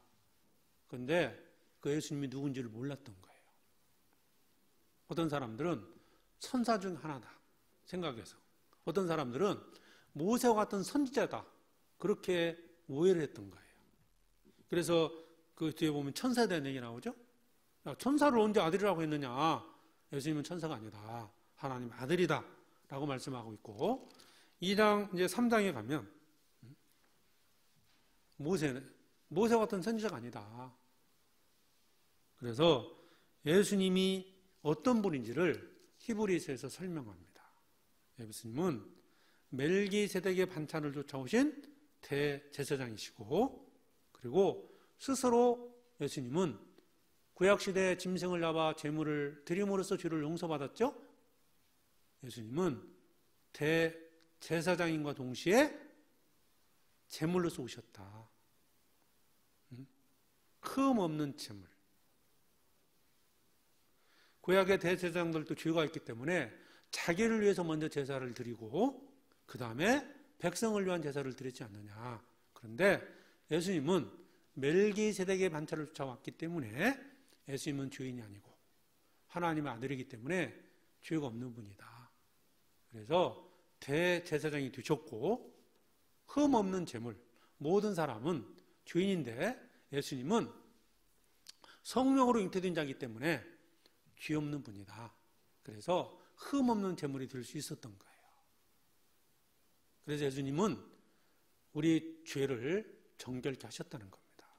구약시대는 짐승의 피를 통해서 죄를 용서받았지만 이제는 그런 거 필요 없이 예수님 피로 영원히 죄를 용서하셨다.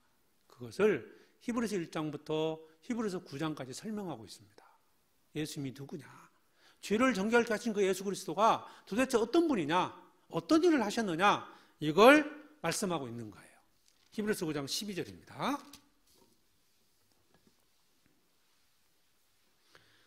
9장 12절 염소와 송아지의 피로 아니하고 오직 자기 피로 영원한 속죄를 이루사 단번에 성소에 들어가셨느니라.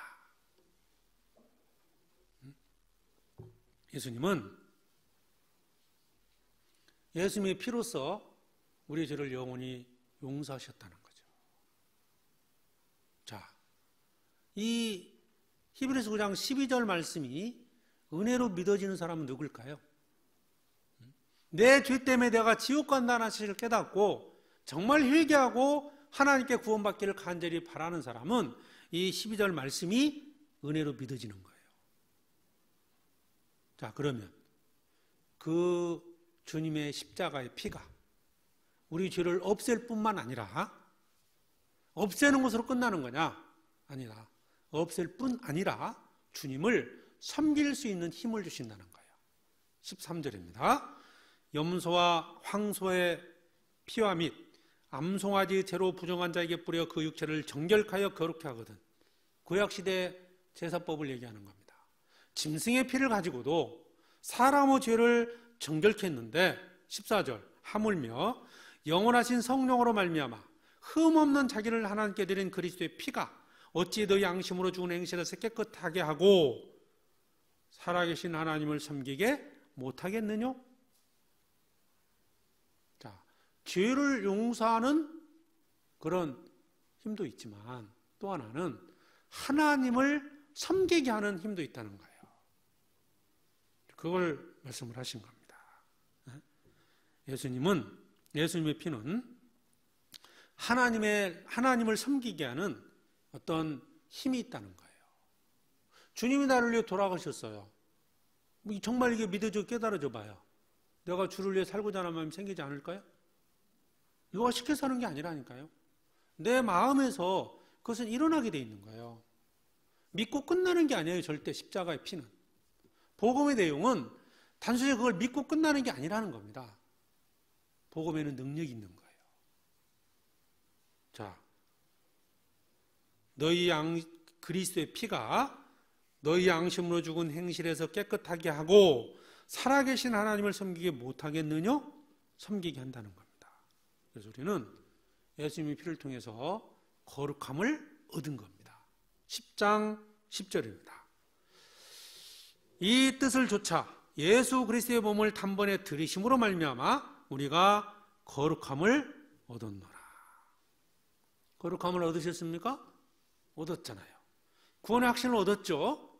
자, 그러면 구원의 확신을 얻은 사람이 확신 받은 걸로만 끝날까요? 19절 또 보시죠. 19절.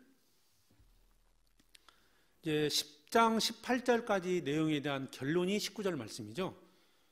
그러므로 형제들아 우리가 예수의 피를 힘입어 성소에 들어갈 담력을 얻었으니 담력을 얻었나니 예수님의 피를 통해서 천국에 들어갈 담력을 얻게 됐다는 거예요. 이게 얼마나 감사한 일입니까? 그 예수님의 십자가 피가 우리 죄를 영원히 없이 하시고 그 사실을 믿은 자는 주님을 섬기게 한다는 거죠.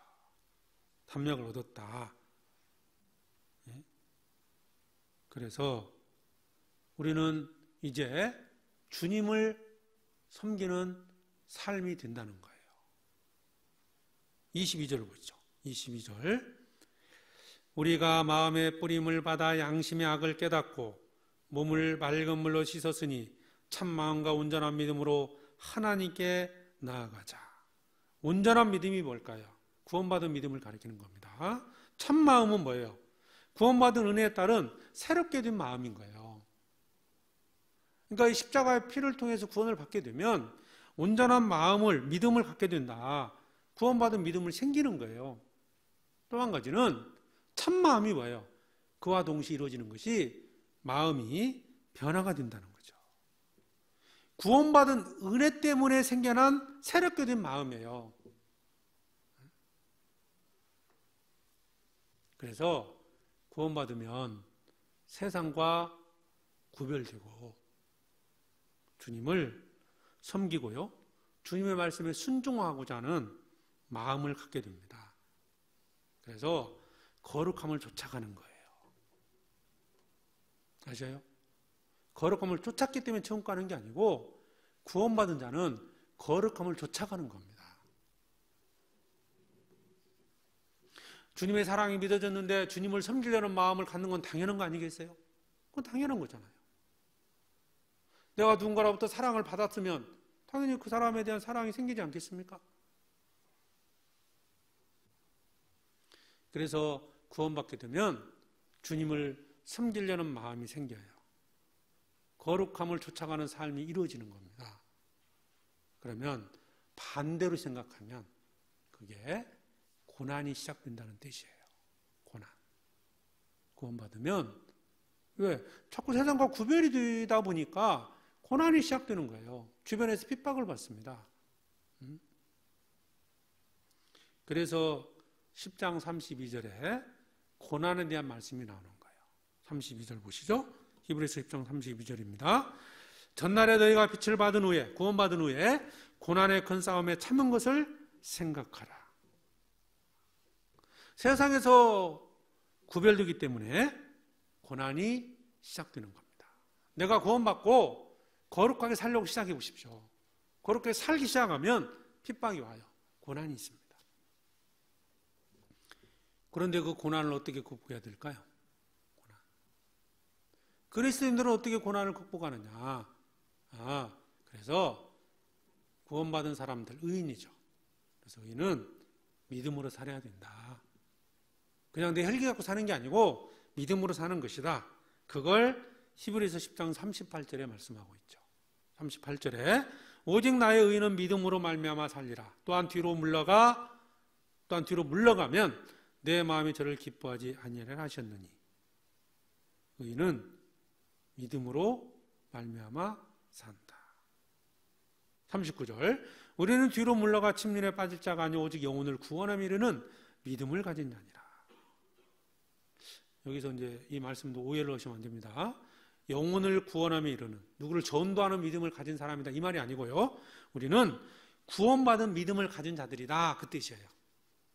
그러니까 구원받은 믿음을 가진 자들은 어떻게 살아요? 믿음으로 사는 거예요. 그래서 믿음으로 사는 거예요. 그럴 때 우리가 한 가지 질문이 나오죠. 믿음이 뭡니까? 믿음으로 산다는 게 뭡니까? 거기에 대한 답이 히브리서 11장 내용이에요. 믿음이 뭔지를 설명해 주고 그 다음에 믿음으로 살았던 믿음의 선진들의 실례를 들어 설명하고 있는 거예요. 믿음은 바라는 것들의 실상이요 보지 못하는 것들의 증거다. 믿음은 보지 못했지만 본 것처럼 확신하는 것, 소유하지 못했지만 소유한 것처럼 확신하는 것이 믿음이다. 그래서 실제로 그렇게 믿음으로 살았던 아벨 때부터 시작해서 수많은 믿음의 선진들에 대해서 히브리서 11장은 말씀하고 있는 겁니다. 어떤 사람은 보지 못했지만 경고를 받고 방주를 만든 사람도 있다. 어떤 사람은 하나님의 약속을 믿고 정말 알지 못하는 땅에 갔다. 어떤 사람은 상주심을 바라보고 모든 걸 포기했다. 이게 믿음이라는 거예요. 우리는 믿음으로 사는 자들입니다. 그래서 복음이 믿어져서 구원을 받게 되면 구별된 삶을 살기 시작할 것이고 그때 고난이 시작되고 고난을 이길 수 있는 것은 믿음이라는 거예요. 이게 히브리서 11장까지 말씀이에요. 구원받을 때 성령이 오셔서 주님의 사랑을 깨닫게 하시죠. 그죠? 그리고 그 사랑임으로 주님을 섬기는 마음을 갖게 됩니다. 주님이 나를 이렇게 사랑했는데 나도 주님을 사랑하게 되고 주를 위해서 살아가게 된다. 그래서 거룩함을 쫓아가게 된다는 겁니다. 근데 고난이 왔어요. 믿음으로 살아야 돼요. 근데 그 고난이 너무너무 커요.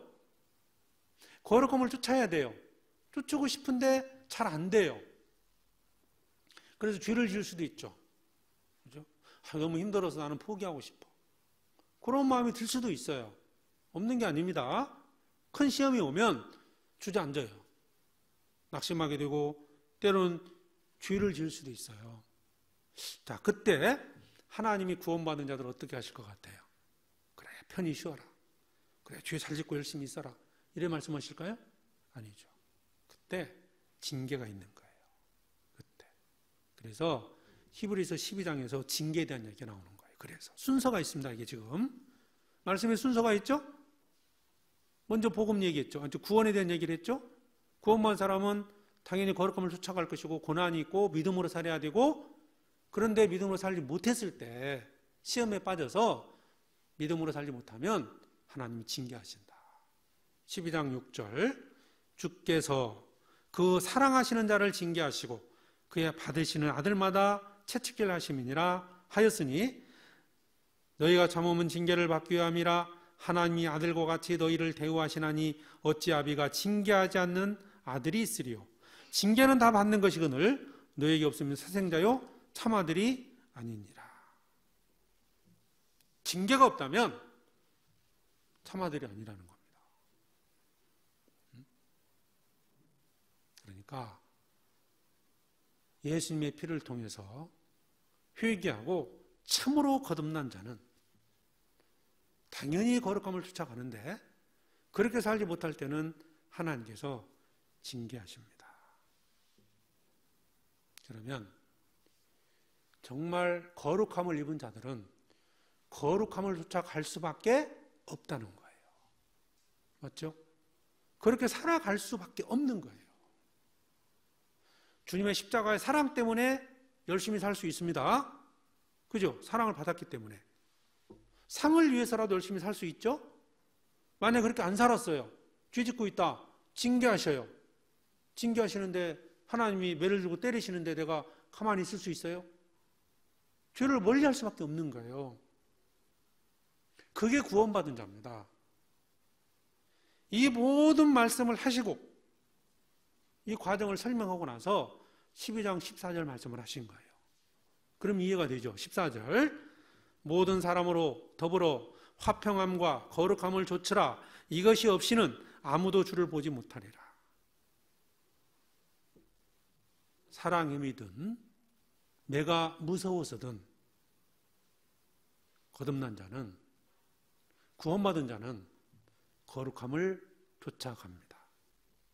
그래서 거룩함을 쫓지 않으면 천국 갈 수 없다라는 말은 거룩하게 살아야 천국 간다 그 말이 아니에요. 구원받은 자는 거룩하는 삶을 살아가게 돼 있다는 겁니다. 그래서 화평함과 거룩함을 좇는 것은 구원받은 자의 마땅한 삶의 태도이고 성령의 역사는 증거라는 겁니다. 내 안에 성령이 계셔서 주님을 섬기도록 하시고 죄를 깨닫게 하고 거룩함을 쫓아가게 만드는 건데 이게 없다. 주를 위해 살고 싶은 마음도 없고 뭐 죄 짓고 살아도 징계도 없고 그럼 이게 구원 받은 거예요? 자기가 확신해도 이건 구원이 아니에요.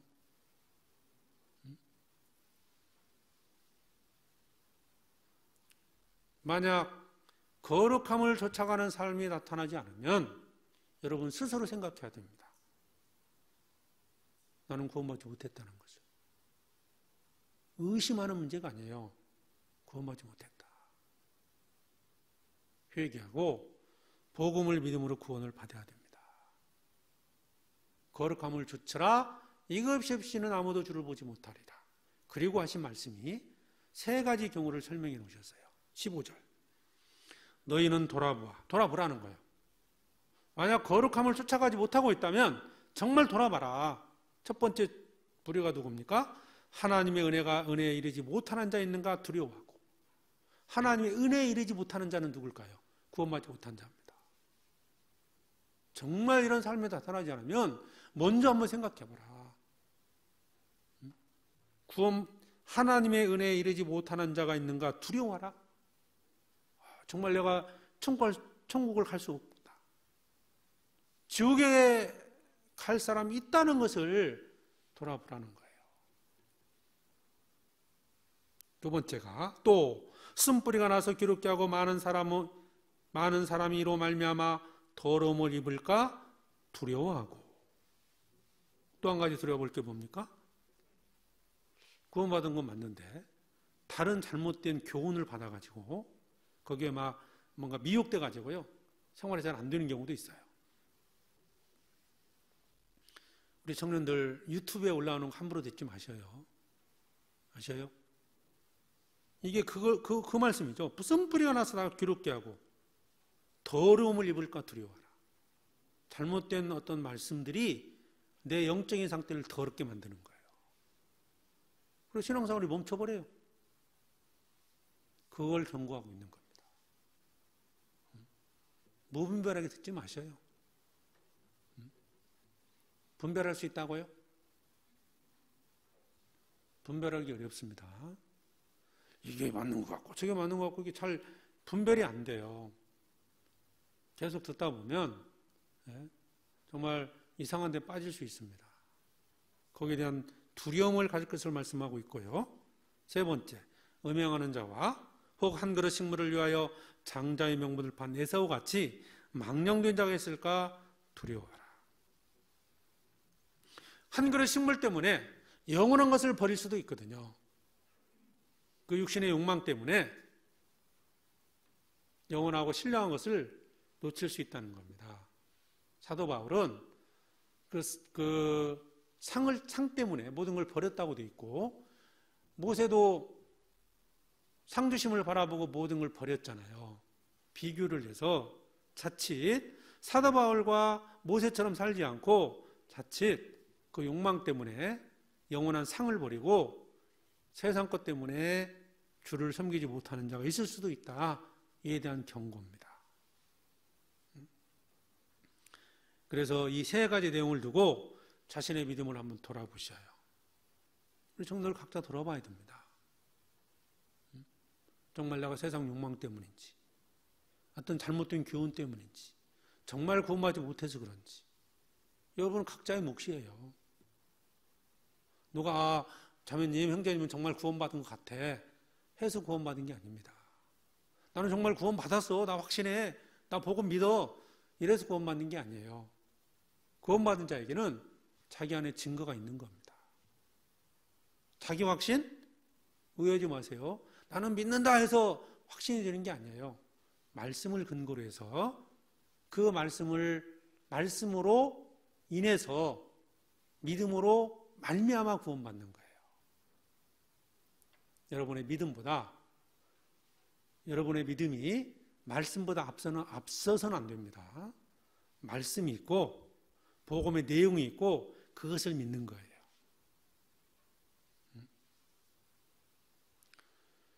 복음은 단순히 믿고 구원받게 하는 것으로 끝나는 게 아닙니다. 복음에는 능력이 있습니다.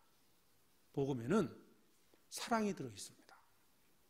그 하나님의 복음에는 하나님의 은혜가 들어있어요. 그러니까 복음이 믿어지면 구원받고 그걸로 끝나는 게 아니라는 거예요. 절대. 구원받으면 주님을 섬기게 만드는 힘이 있습니다. 그 힘이 있는지 살펴봐야 돼요. 나는 단순히 알고 있는지 참으로 믿고 있는지. 이 차이는 회개의 차이라고 그랬죠? 자, 로마서 1장을 보겠습니다.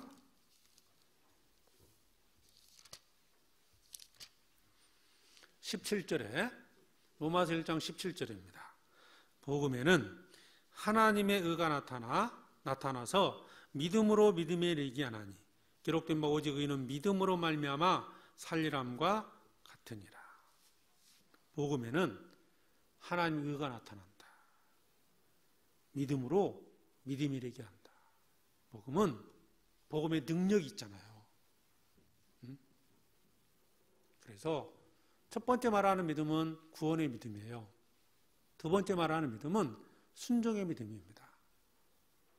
복음을 믿고 구원받게 되면 말씀에 순종할 수 있고 거룩함을 쫓아가게 만들고 주님을 사랑하게 하고 주를 위해서 살아갈 수 있도록 만드는 힘이 있어요. 단순히 내가 복음을 알고 있다. 아니면 나는 구원받았다. 나는 그런 말에만 매이지 마시고요. 정말 복음의 능력이 어떤 것인지, 정말 구원의 확신을 갖는다는 것이 어떤 의미인지를 여러분들 스스로 점검해 봐야 됩니다. 제가 오늘 여러 가지 경우를 가지고 이 구원의 확신의 문제에 대해서 말씀을 드렸는데요. 잠깐 다시 정리를 해보면 정말 구원을 받고 구원에 의심이 드는 경우와 구원을 받지 못한 상태에서 확신하지 못하는 경우를 분명히 나눠 봐야 됩니다. 그렇죠?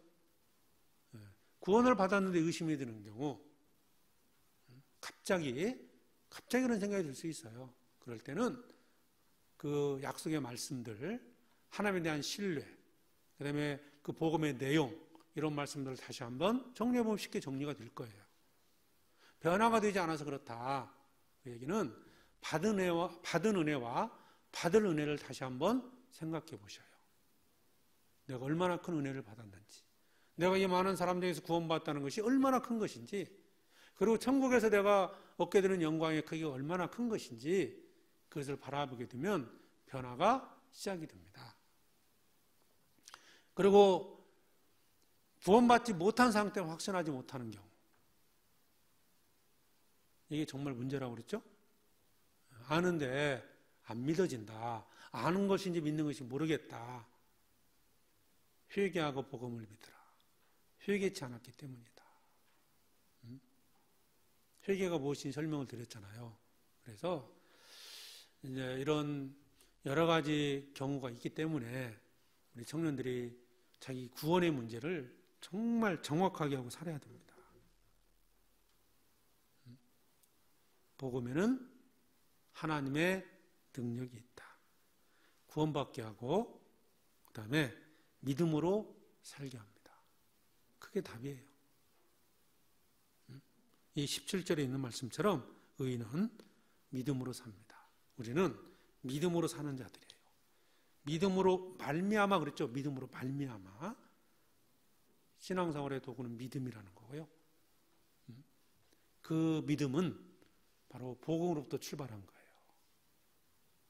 그래서 복음을 믿은 자는 구원받게 되고 구원받은 자는 주님을 섬길 수 있는 힘이 내 안에 계신 성령을 통해서 나타나게 되어 있다는 겁니다. 그래서 자신의 믿음을 꼭 돌아보고요. 힘있게 또 살아가기를 바랍니다. 기도하겠습니다. 자비로우신 아버지 하나님 감사합니다. 오늘 구원의 확신이라는 주제로 함께 말씀을 상고했습니다.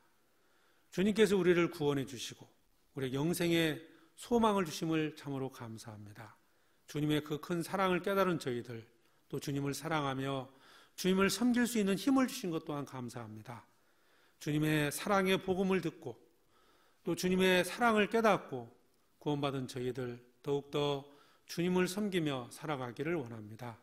혹 우리 가운데 아직도 진리를 깨닫지 못한 자 있다면 하나님의 말씀을 통해서 구원받게 해주시고 영생의 소망을 갖게 해주시옵소서.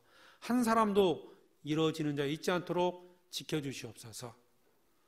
이제 2021년 한 해가 마무리되고 2022년 새로운 해가 시작됩니다. 주님께서 2022년도 함께 해주셔서 우리 모두에게 은혜를 더해 주셔서 하나님의 일꾼으로서 살아가는데 부족함이 없게 해주시고 우리가 계획한 모든 것들이 또 주님의 선하신 뜻과 섭리 안에서 이루어지기를 간절히 원합니다. 우리를 사랑하시는 예수 그리스도의 이름으로 기도드립니다. 아멘.